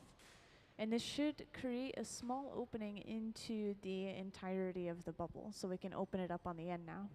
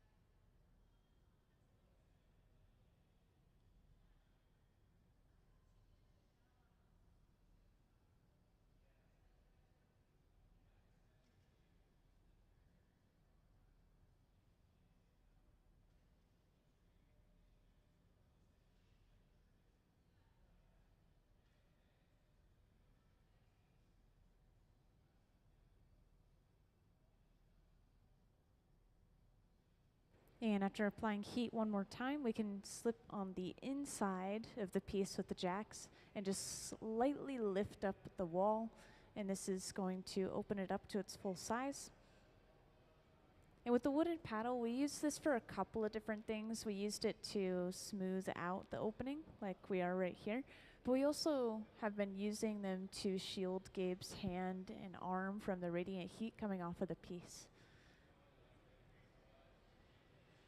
Yeah, there's a lot of heat coming off of it. Again, it's always between 1 and 2,000 degrees Fahrenheit, and you're only a few inches away at some points.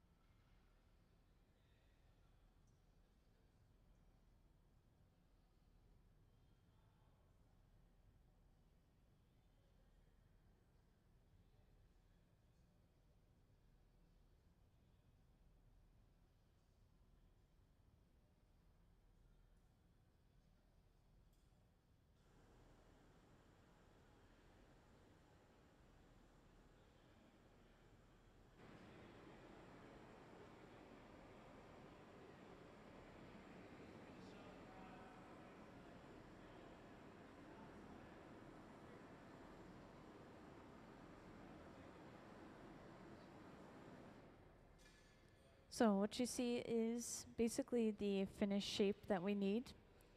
And again, we will be setting this piece in particular aside. We'll just keep it warm in the garage, and then we will create the rest of the sections and put everything together after lunch.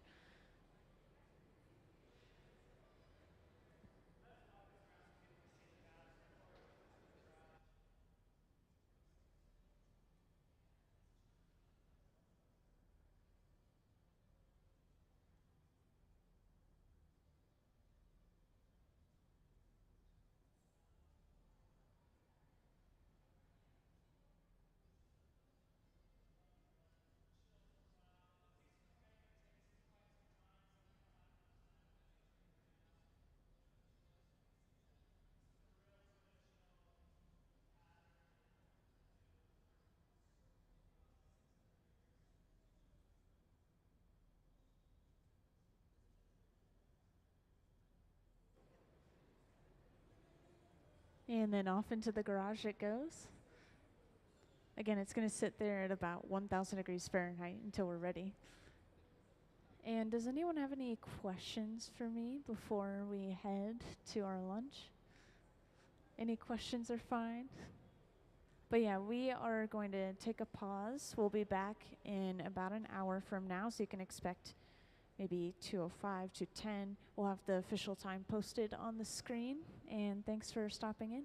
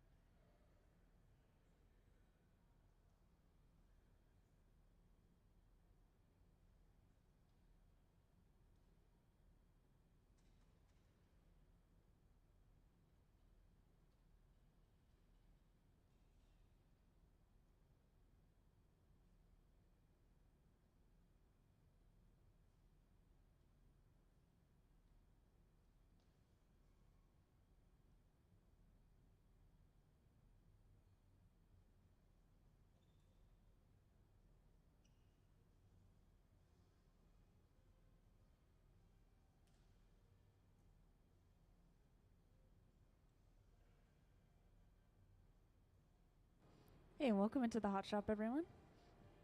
So we are just about to get started again.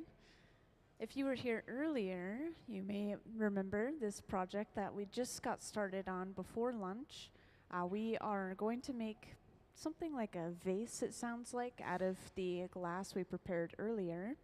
And I know not everyone was around for that, so I'll point to a couple of things. We have something called cane, which are these sticks of colored glass. And we will chop these up into smaller segments. We can use them to create striping on our pieces of glass. So we used a bunch of these earlier, and we made this blown bubble of glass out of that pattern. And we have that set aside, just waiting for us to use. And now we're preparing the rest of the project. Let me see. Can I have the Encalmo diagram real quick? This will help me explain it a little bit better. So up on the screen, wanted to show this off. We're going to have 3 different sections of blown glass that we're attaching to each other in this style or form right here. So we have one section already created that's going to be put into the center, and we have 2 transparent colored sections for the top and the bottom of our piece as well.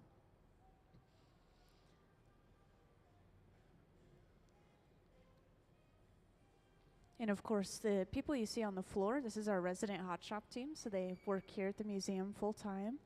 They'll help visiting artists that come through. They'll make store items like we are today. And yeah, if you guys ever have any questions, feel free to grab my attention, let me know. I usually just walk through the process as they go along.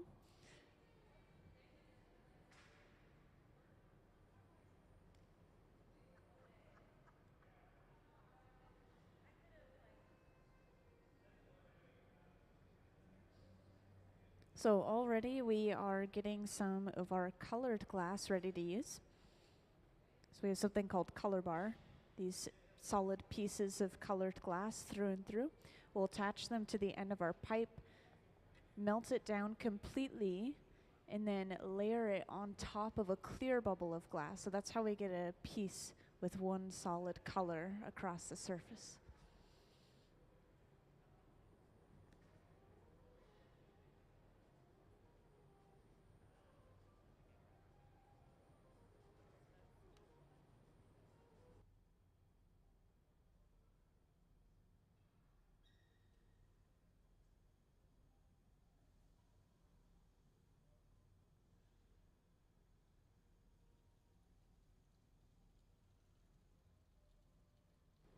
Oh yeah, that was just a pipe cooler we were using for a few seconds, in case you guys are curious.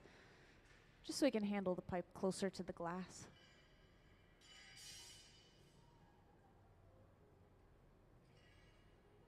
And then of course this is our glass furnace. So the tank that Sarah just went inside of, we have a large ceramic crucible sitting in the base of it at about 2100 degrees Fahrenheit. There's just clear molten glass sitting in that crucible.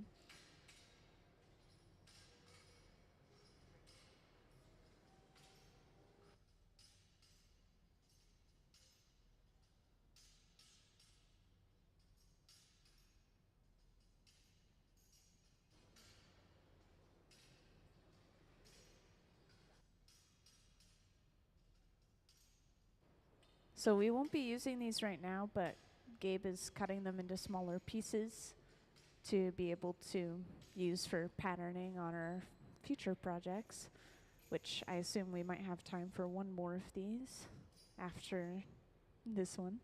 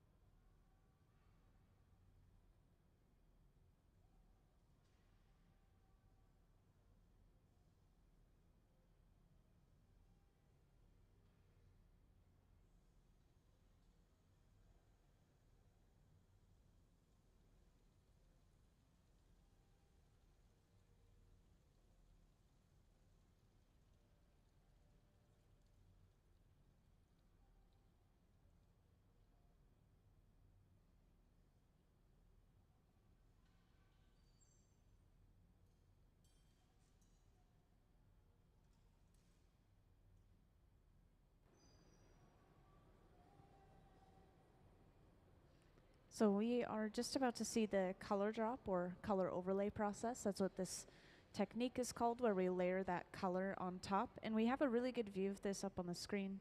That camera's been adjusted so we can see. So this is a clear bubble of glass. You can see the pocket of air in there. We let that get pretty cold, and then we drop our fresh molten color right on top. So this color is then slowly pushed and rolled back until it covers up the clear.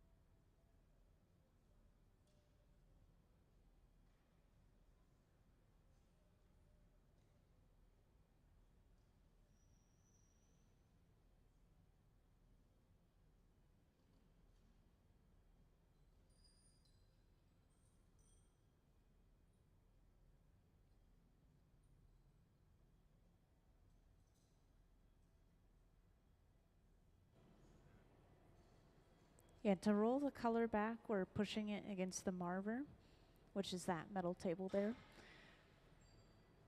Just has this thick slab of stainless steel on top, like a lot of our tools, stainless steel.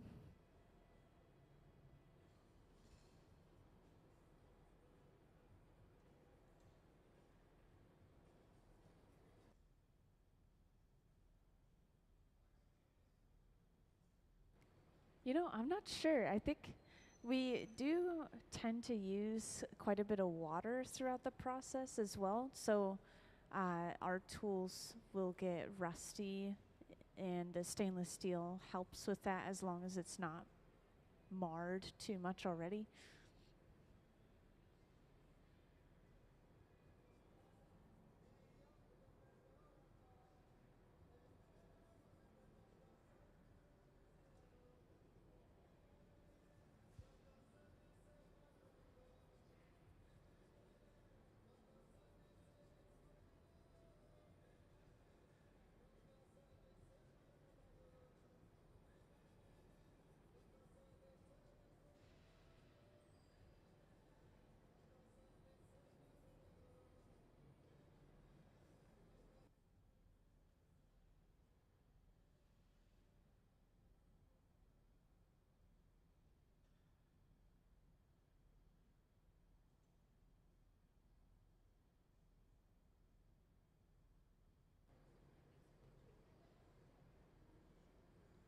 So once we let this glass cool down a little bit, we will be gathering some layers of clear over top of our color. And this is to build up some mass, give us more material to work with. As a lot of you might remember, we are going to be creating two separate sections out of this bubble of glass to sandwich our patterned section of glass in between. It's a pretty complicated technique and design to attach all the pieces in this way. You might remember the Encalmo diagram, but could I have that up on the screen again real quick, please? For those who haven't seen it, I just wanted to make sure you were caught up. So this is the technique of attaching different blown sections of glass together. It's called an Encalmo. And we're going to have 3 different sections. This one bubble that we're working on right now is going to be blown out a little bit long, and then they're going to section it in half so we can have 2 sections out of it.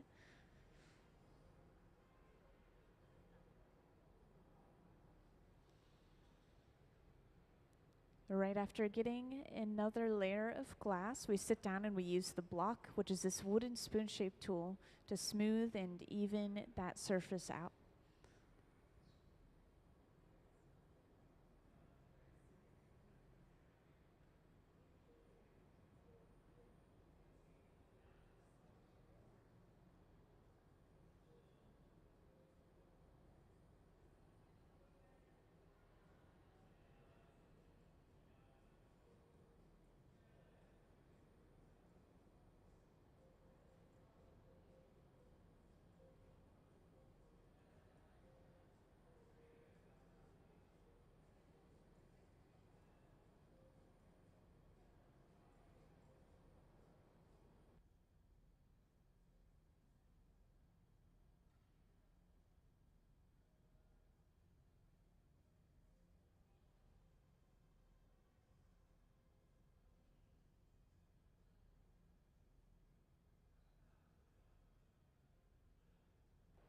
So Sarah's just lightly expanding that bubble for now. Just a little puff of air. Still can't see that air pocket underneath the color. It's a little too rich. But as we blow it out later on, the color will thin out and you'll be able to see through the whole piece.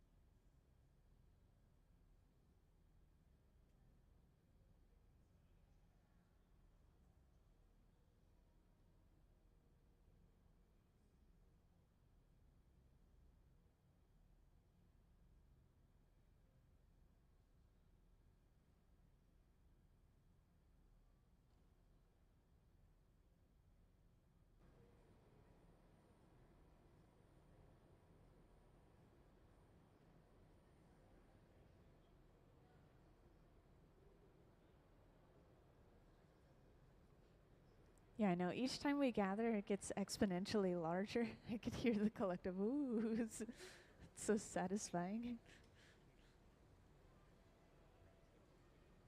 And then, of course, we're using our pipe cooler again.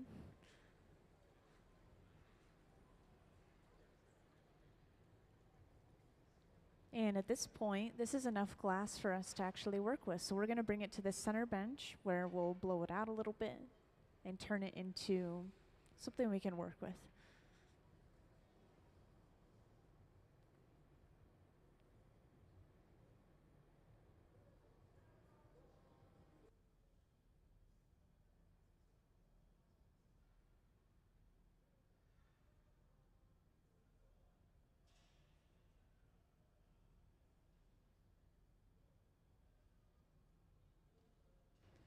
Also, I see a lot of youth in the audience at the moment, so I just wanted to mention a couple of things that you guys might be interested in, which first thing you probably already know about, Kids Design Glass. Kids 12 and under can submit a design, and it has a chance to be turned into a piece of glass. These guys go through all of the submissions by hand, and they choose together which one they want to make. So it's not even like a lottery system or anything. They choose which one.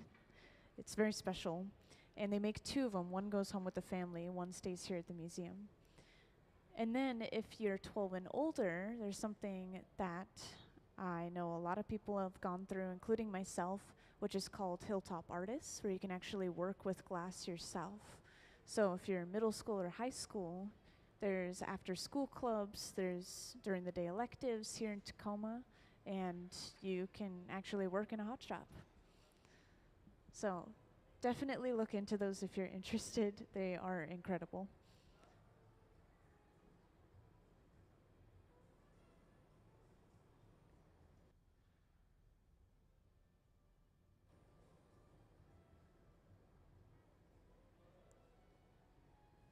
So we've blown out the bubble a little bit. We've lengthened the bubble, and we're now sectioning it off, creating those two individual sections.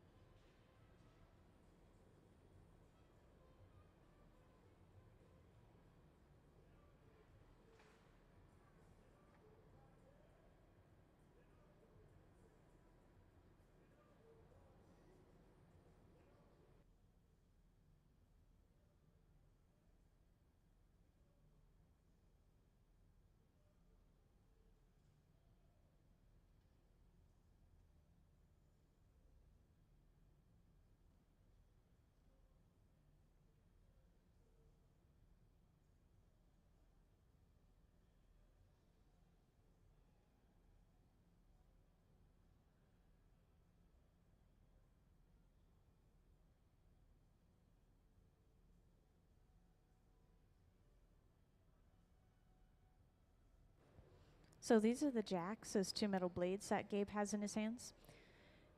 These are one of the only tools that we put beeswax on, so they slide right across the surface of the glass and don't stick, because they would get really hot enough to stick at this point. And we use these for so many different things. You're going to see us use the jacks throughout the entire process.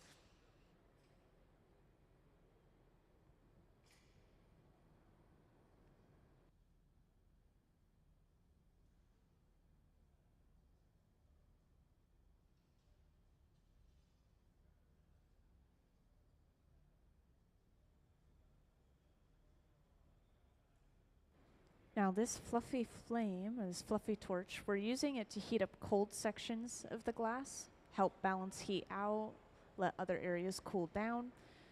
But it runs around the same temperature as the other equipment, between 21 and 2300 degrees Fahrenheit.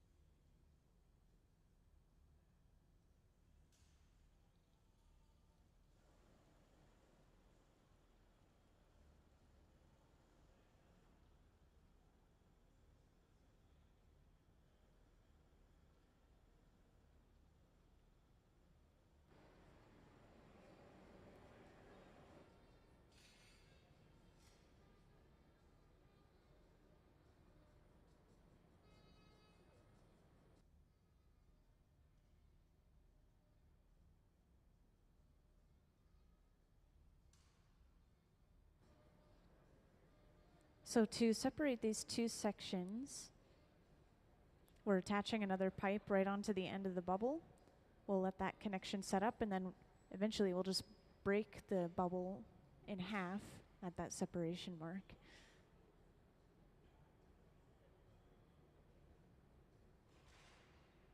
Yeah, this glass is really thick right now. It will be blown out thinner, but because it's so thick, there's a lot of heat inside. And that's why they had to let it cool down for a while, so it would actually break apart. And now to break it, we apply water. That cracks the connection using thermal shock enough that we should just be able to tap the pipe, and it pops right off.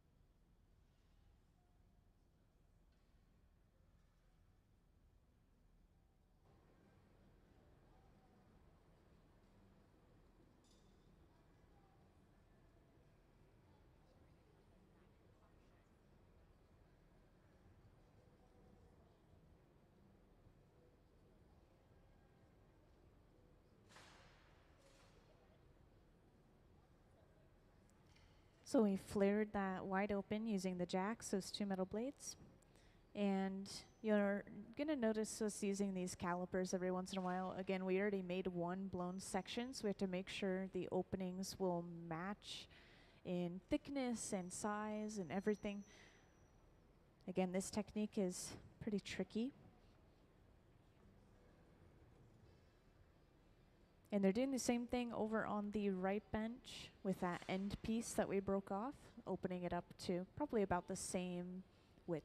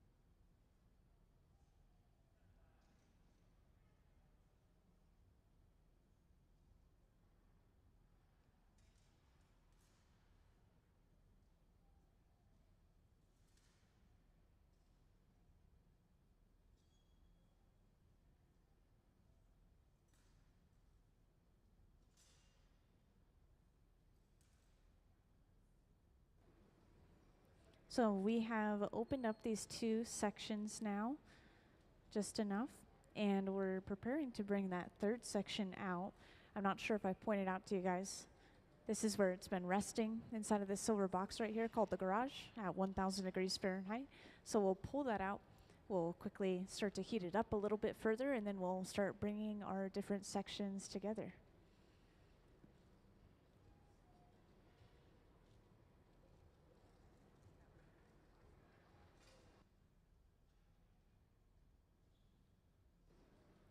And of course, we're only going to be connecting one section to another section at a time. So we're setting the end piece aside while we put these two together at the center bench.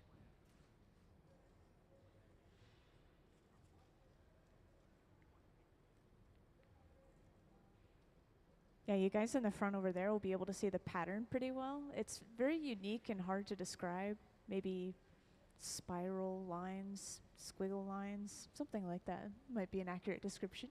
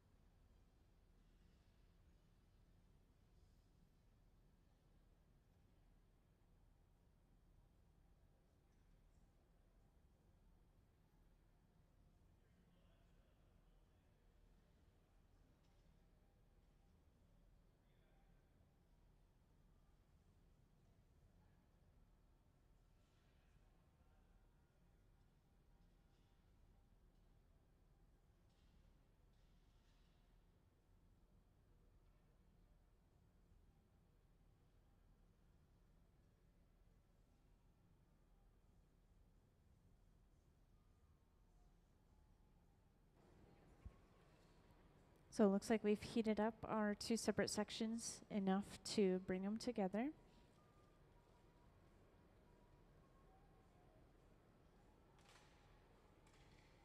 So in one quick move, we connect them. Gabe smooths out that connection using the newspapers. So yes, this pad is just folded up newspaper soaked with water. And we give it a puff of air before breaking this secondary pipe away.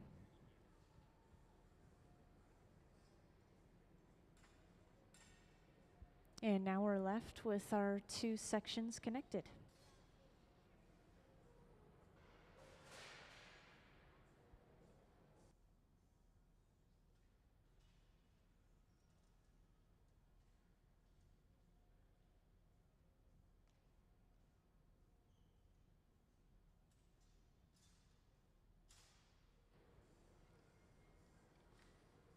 And for anyone who's joined in more recently, first of all, welcome into the Hot Shop.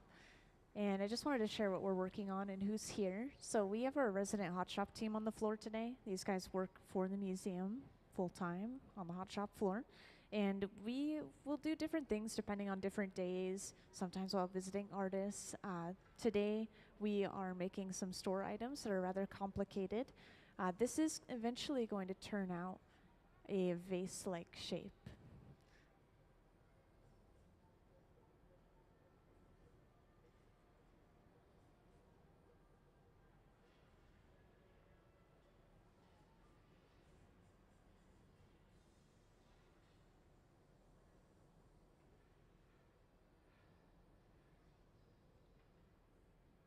So now we've applied a lot more heat. We can start to open up the end of this section we just connected.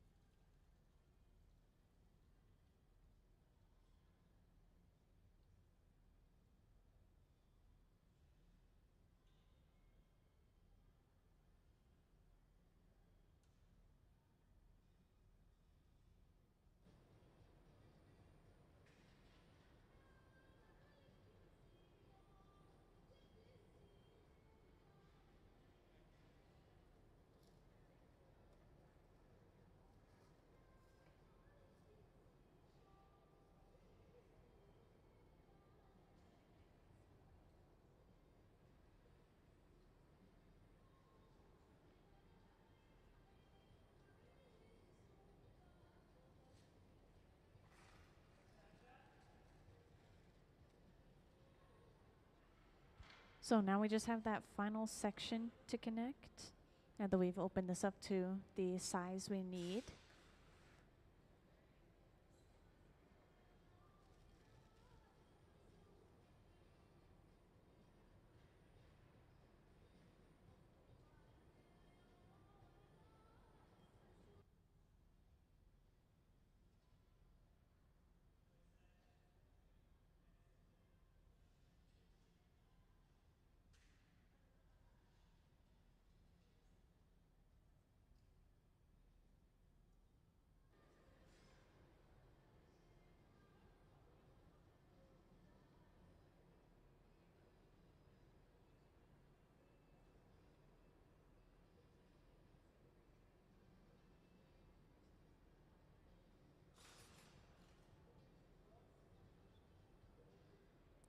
And then again, we smooth out that connection, give it a little puff of air, and then we'll break this small pipe away.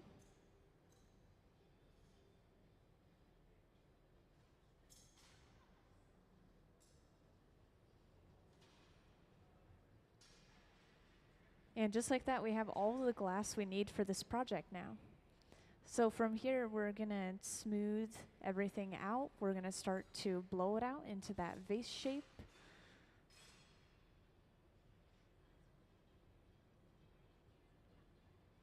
And if you guys are curious, I can always play a video showing how we get those sticks of colored glass.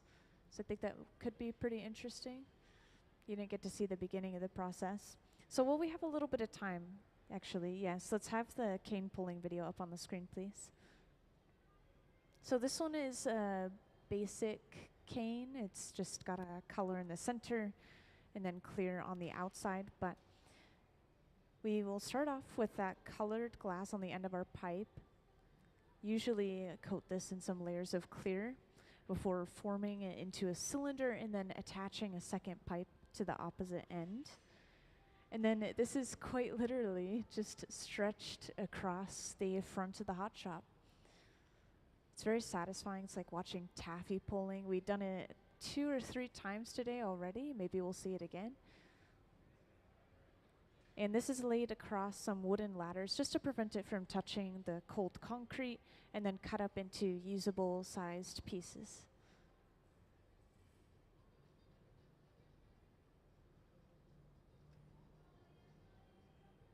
And there's a lot of ways to use cane once you have it. What you see in the video is not quite accurate to what we did today, but similar gist of things.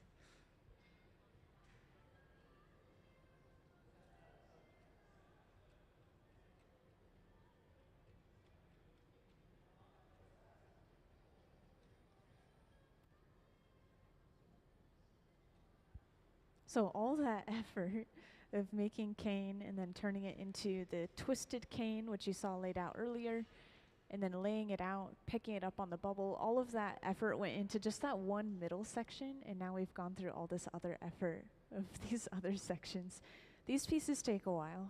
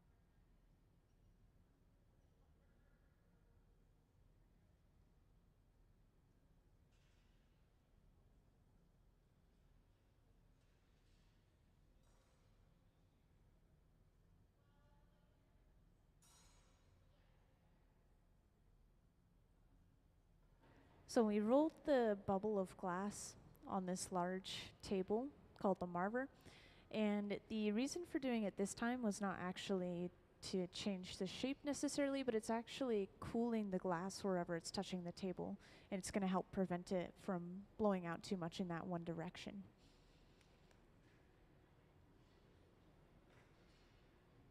And now we're back at the bench, ready to work with this glass even more, start blowing it out.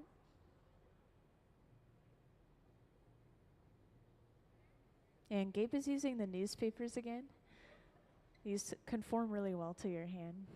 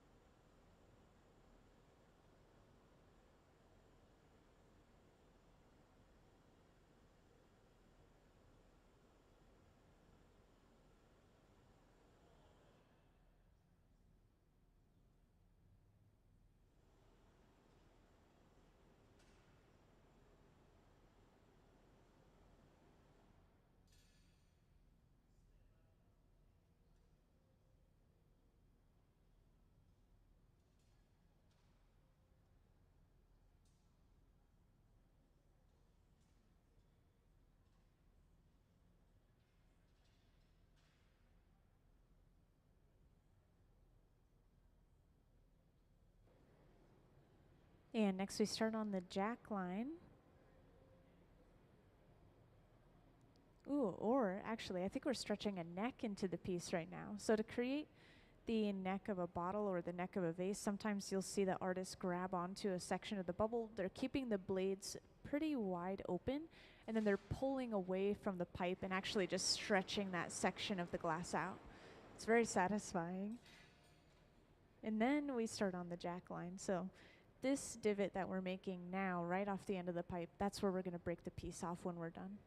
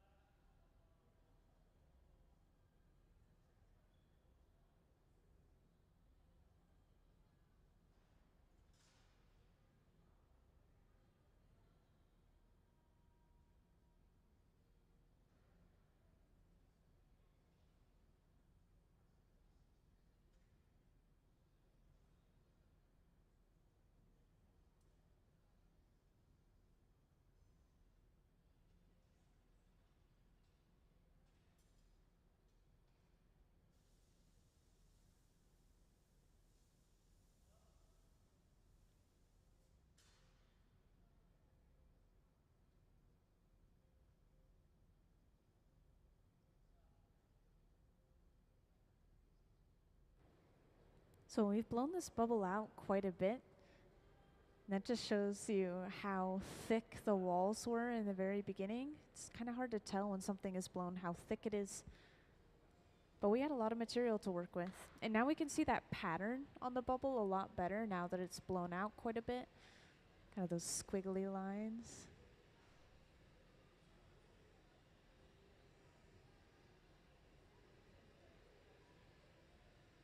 And next we're using this really hot torch to superheat just the very bottom of the bubble.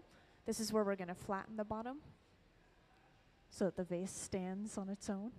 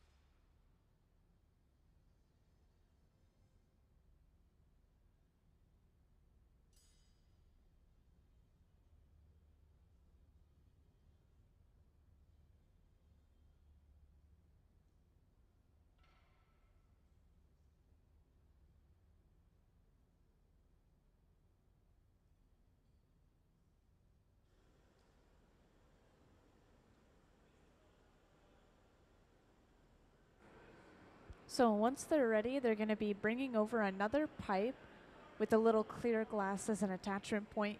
They'll attach this to the center of the bottom of the piece, and then we'll break the piece off right where they squeezed that divot in at the top of the neck.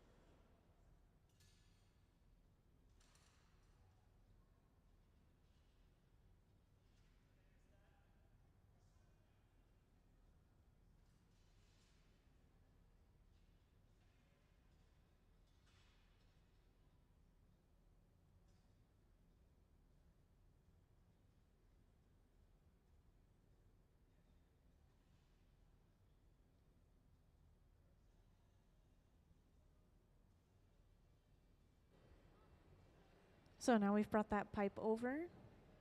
Again, it's just attached right to the center of the bottom. We'll let that connection set up for just a second, and then we break the piece away. Same as earlier, with a little bit of water in that connecting point, and then a tap of the pipe. Always a little bit of a scary moment, but these guys have been working with glass for so long. Yeah, the majority of the team that works full-time here, they have between 20 and 30 years of experience blowing glass. So they make everything look very smooth for a reason.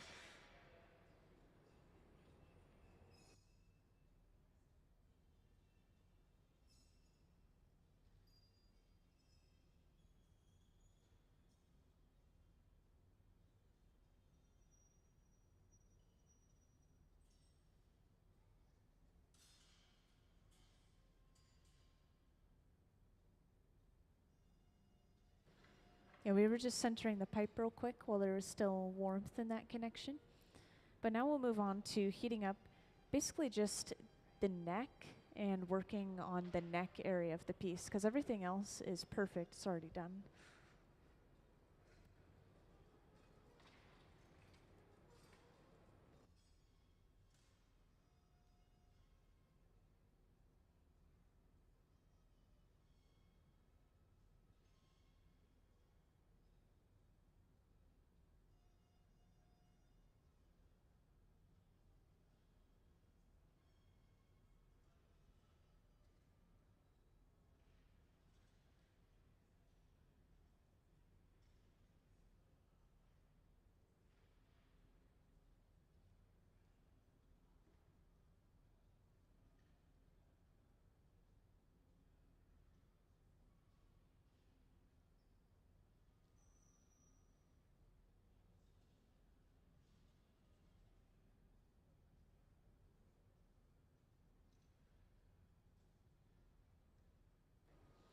So now we have enough heat built up. Gabe is going to start by stretching out the neck with the tweezers just pinching and pulling, and then this excess glass will be trimmed away. This area connected to the pipe, that previous pipe is always a little bit thick, so we're getting rid of that thickness.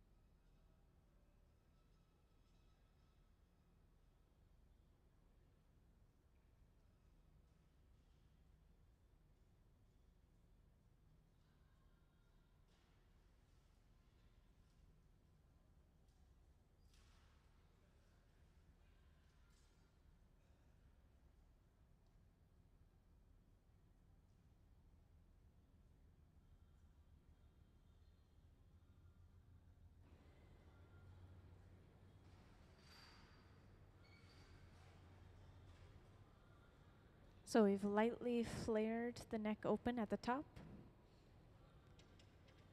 And again, we are using these wooden paddles for a couple of different reasons. We're using them to shield Gabe's hand from the radiant heat coming off of the piece, and we're also using them to kind of smooth out the opening, flatten the bottom. So we have many uses for different tools.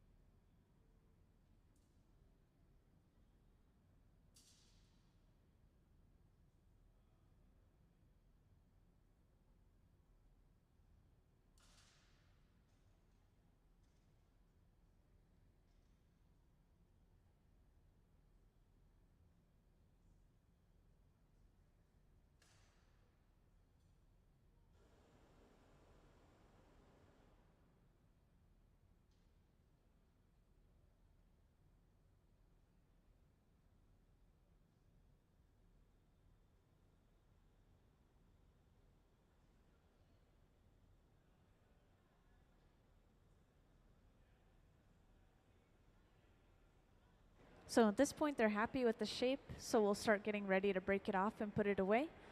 We'll usually torch that clear glass that's connecting the pipe and the piece. We'll torch any weak points of the piece, and then we will knock it off into some Kevlar gloves. Yeah, we'll knock it off at the bench and then carry it over to the left to be put away. So this box on the wall here, that large black box, is called an annealer, and the annealer's job is to just very slowly cool the glass. It's usually an overnight cycle, so we should see these pieces again sometime tomorrow.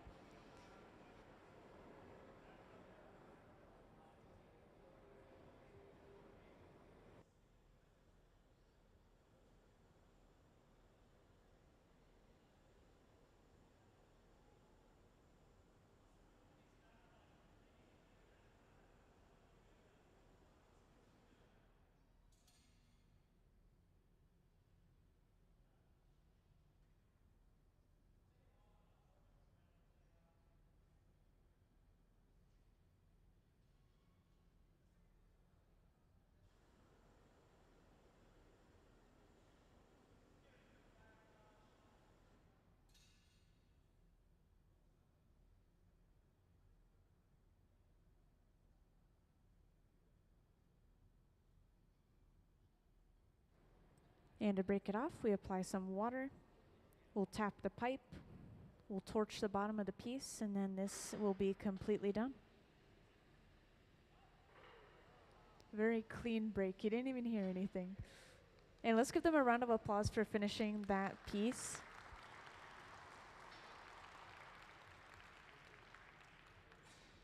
Thank you, everyone. You guys all stuck around for the whole thing. It's impressive.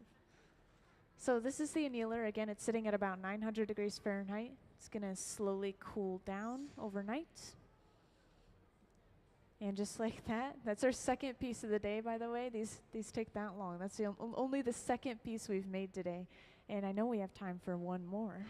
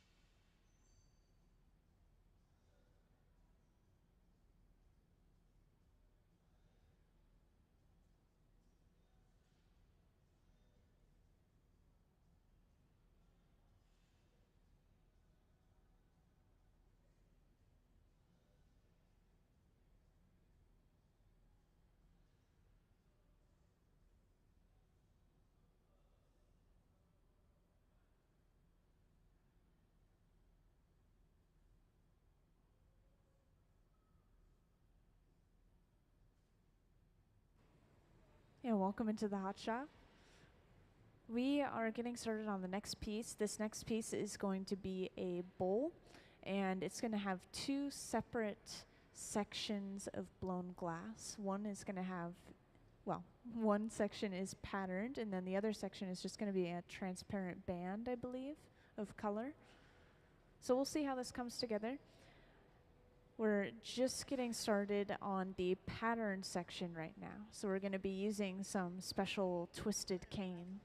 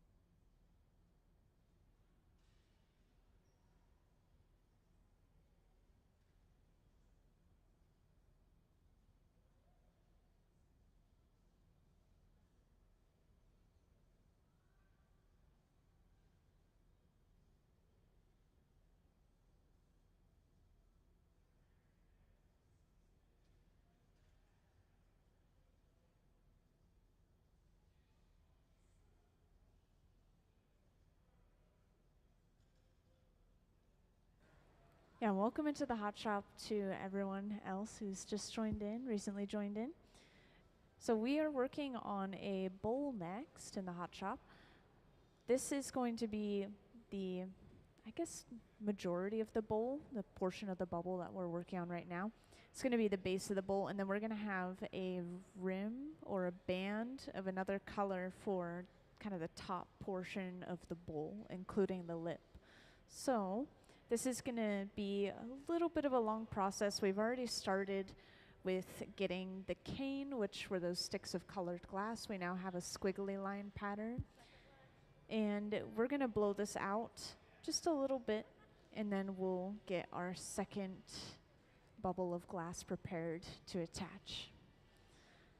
Yeah, for anyone who was here for either of our other pieces we made earlier today, we made two that also have some similar styles of the patterning and also the connection of multiple blown sections of glass. It's a really complex it's a really complex technique, but very fun to watch.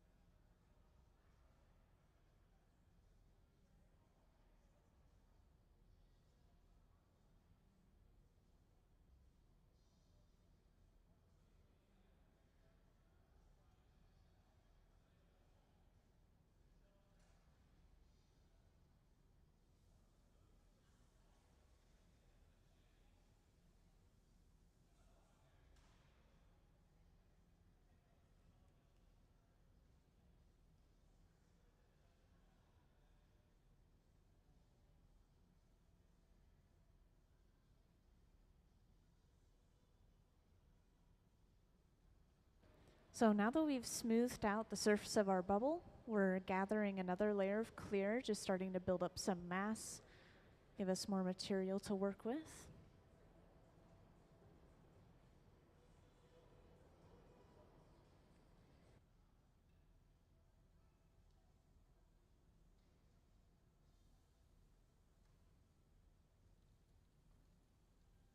And this is just a pipe cooler, so don't worry, you guys aren't missing out on anything.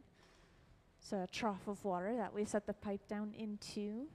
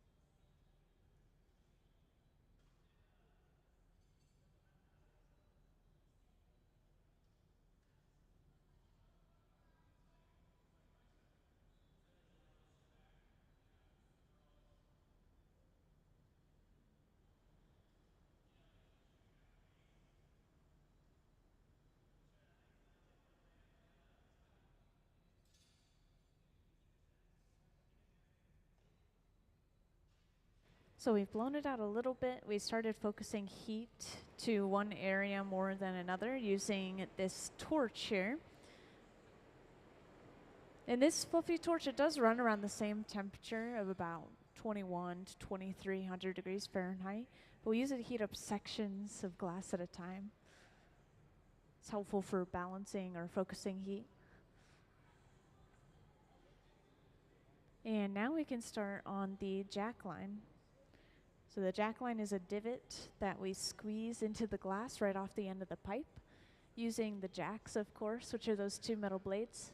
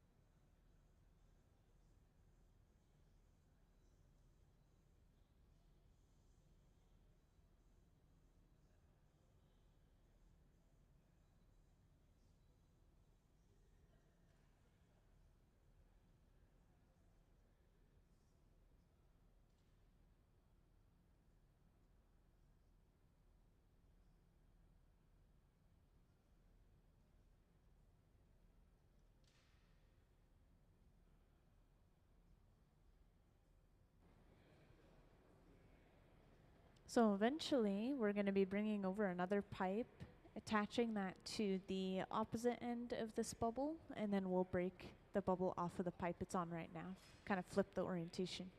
That way we can open it up from where it is into kind of a cup shape, and then eventually attach another blown section of glass, opening to opening. So we have two different patterns that are just pressed right up cleanly against each other. Guess that's the best way to describe it. And I know you guys just joined in, so I wanted to share real quick one more time. We are working on making a bowl right now. And this is going to be the majority of the body of the bowl. It's going to be the base of the bowl. And we're preparing a second section for the top.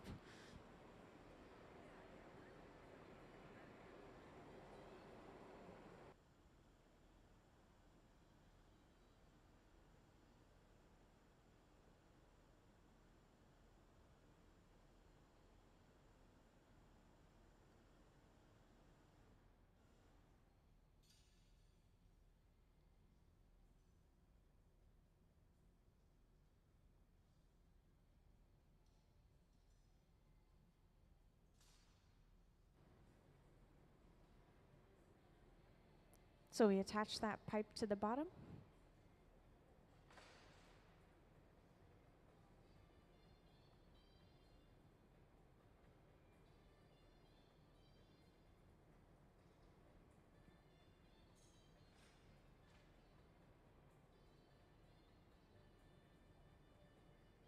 And then to break the piece away, we apply water, cracking that connection enough to pop it off with just a tap of a pipe.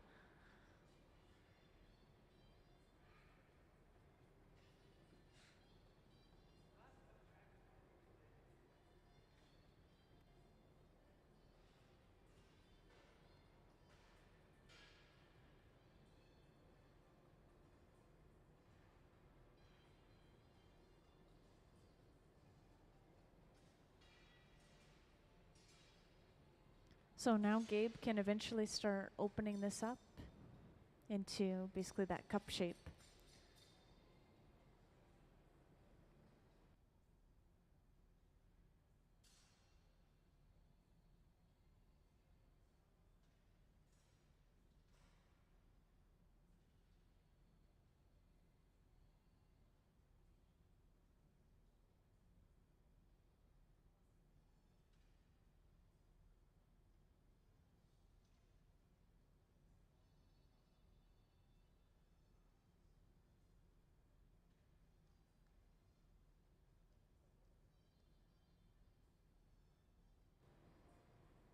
Hey, and welcome into the Hot Shop E2.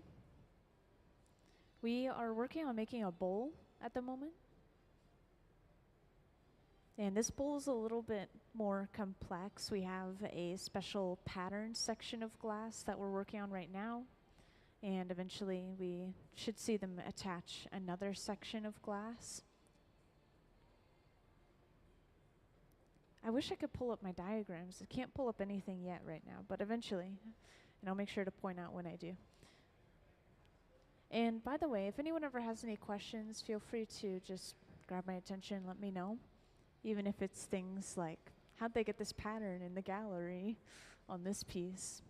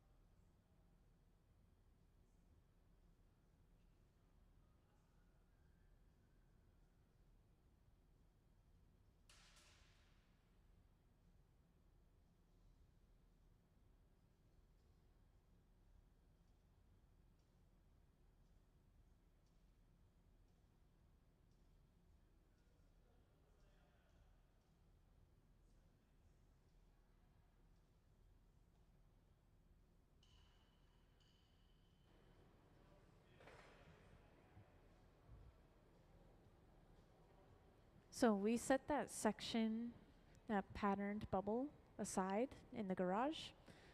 This silver box will keep it warm at about 1000 degrees Fahrenheit while we prepare the second section, and then we'll be able to connect the two, blow it out, and turn it into our bowl.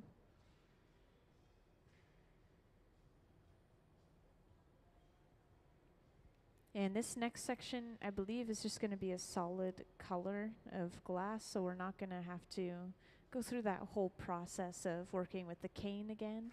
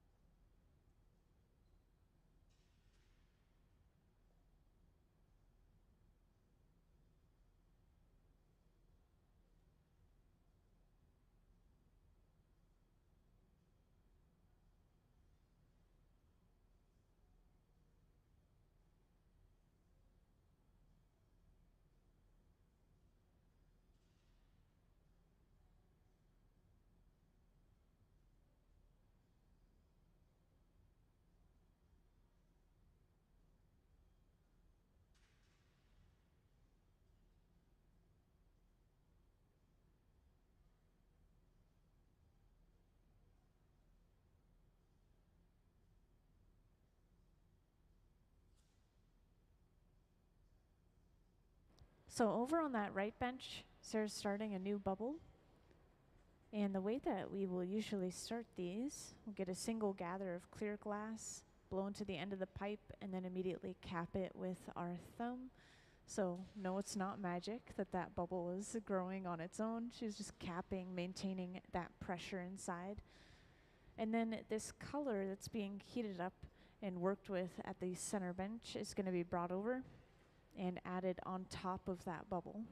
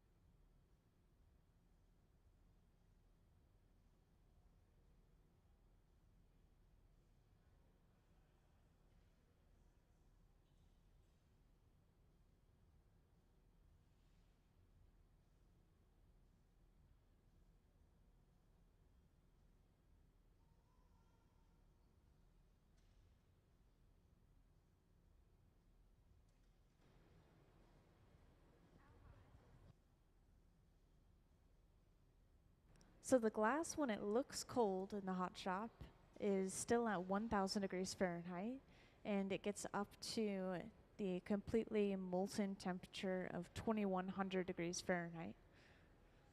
At that point, it's textured like honey, so we have a big range of usually working in the taffy or putty texture phase.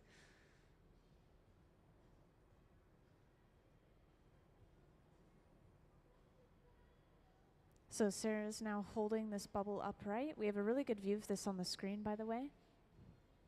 That color's brought over and dropped directly on top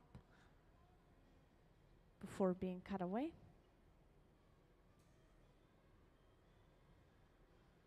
And what Sarah will do next is slowly push and roll this color back until it covers up the clear glass, creating just a layer of color for the entire piece.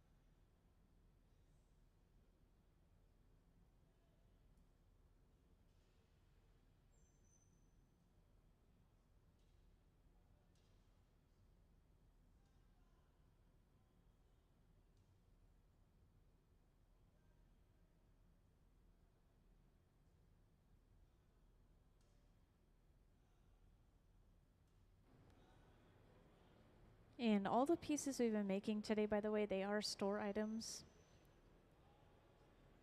Usually we'll build up a nice little collection of them before we put them out on our store shelves, though.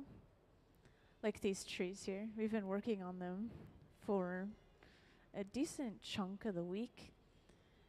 Just making a variety of different textures and patterns, sizes. And then we'll be able to put them out into the store.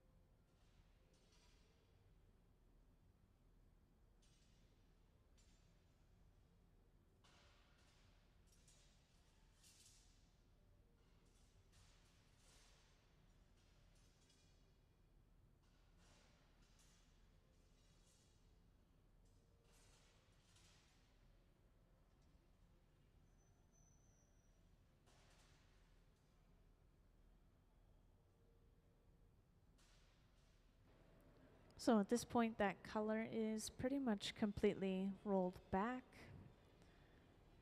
covering up that clear. And there is already a small air pocket in here underneath that color. You just can't see it anymore. Eventually, we'll let this cool down, start gathering some layers of clear glass over top of this, start building up some mass.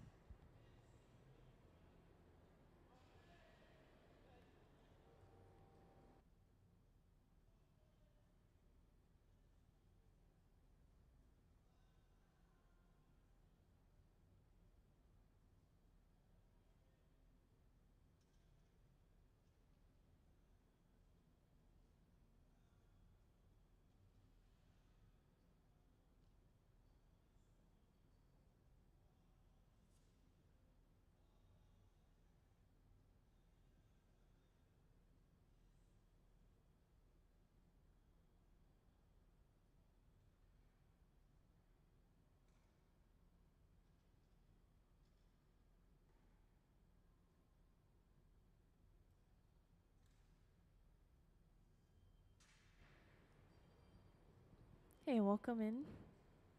We are working on making a bowl right now. We are going to make this in 2 separate sections and attach the 2 sections together.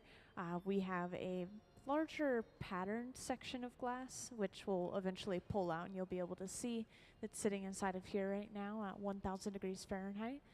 And then we have a section that we're working on now over on the right bench. Sarah has a bubble of glass with some color over top of it. It's just a smooth, even layer of color coming from something like this. And we're just now gathering layers of clear. So if you haven't seen this already, this is where we get all of our clear molten glass. Sitting inside of that tank, we have a large ceramic crucible just filled with 2100 degree Fahrenheit glass.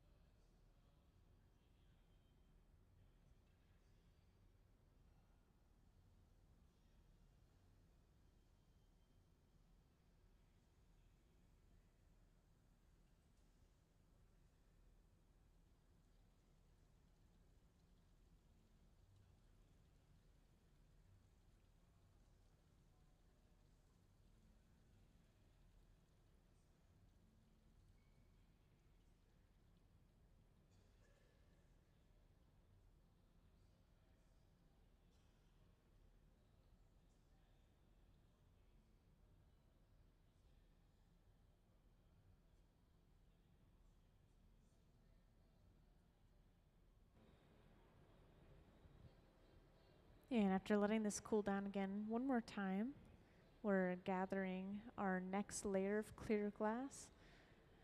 And since we already have our color, again, all this clear is just to build up mass and give us more material to work with.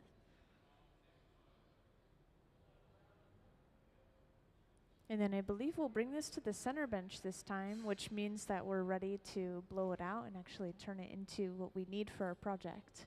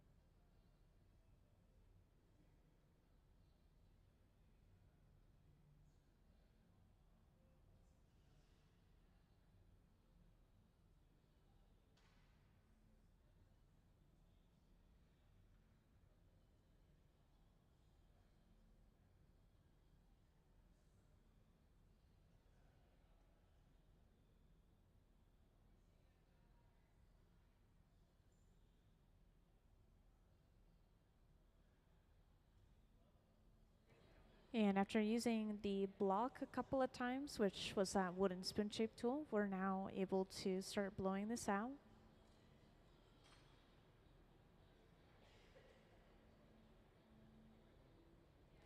And what we want for this bubble is we want to slightly lengthen it so that we can open up the end of the bubble completely.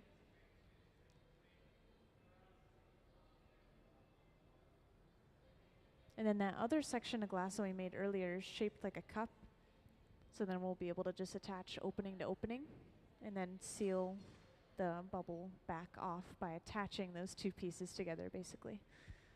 And again, this technique is called an encalmo. It's probably not going to spell it correctly on the screen. It's fine. I'll be able to show off a diagram of it eventually as well, which will help visually. And you'll see it play out in front of you guys.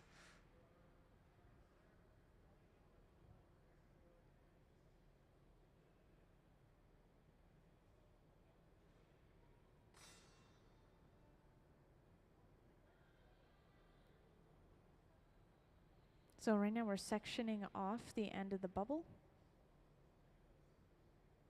This is the first step in opening it up.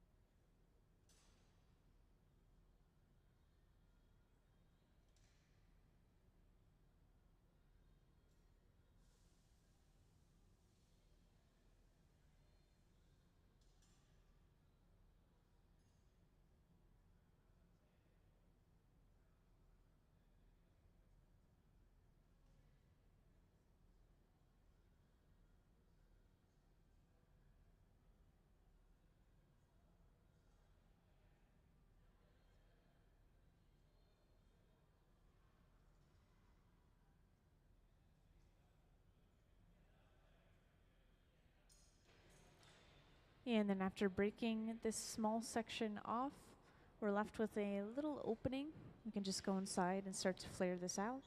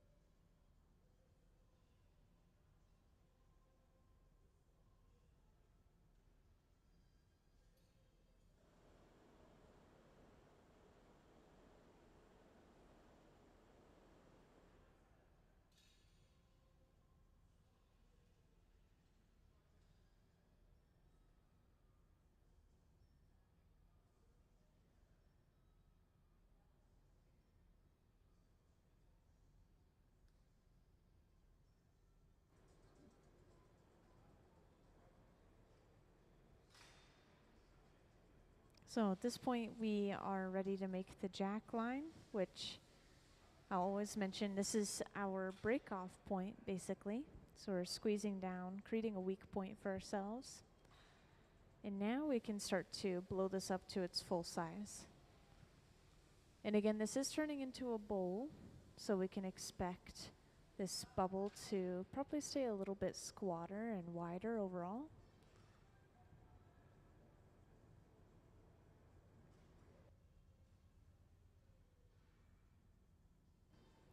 And you guys will be able to see that pattern better and better as we continue to blow it out. This pattern is always so hard to describe. I always just call it like squiggly lines, basically, but it's coming from sticks of colored glass called cane in the very beginning.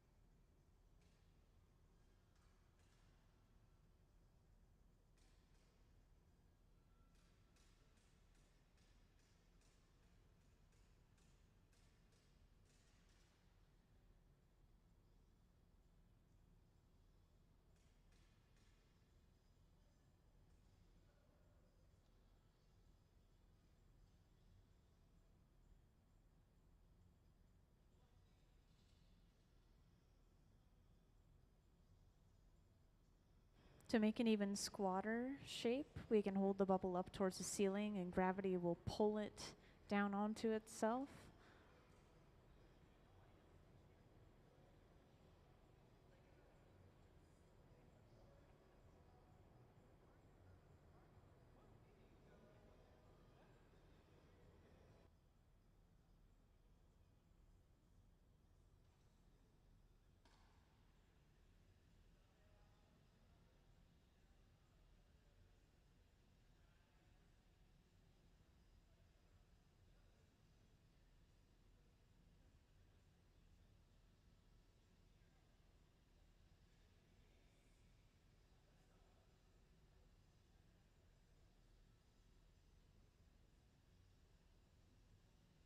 And after superheating just the very center of the end of the bubble, we can flatten it with a wooden paddle,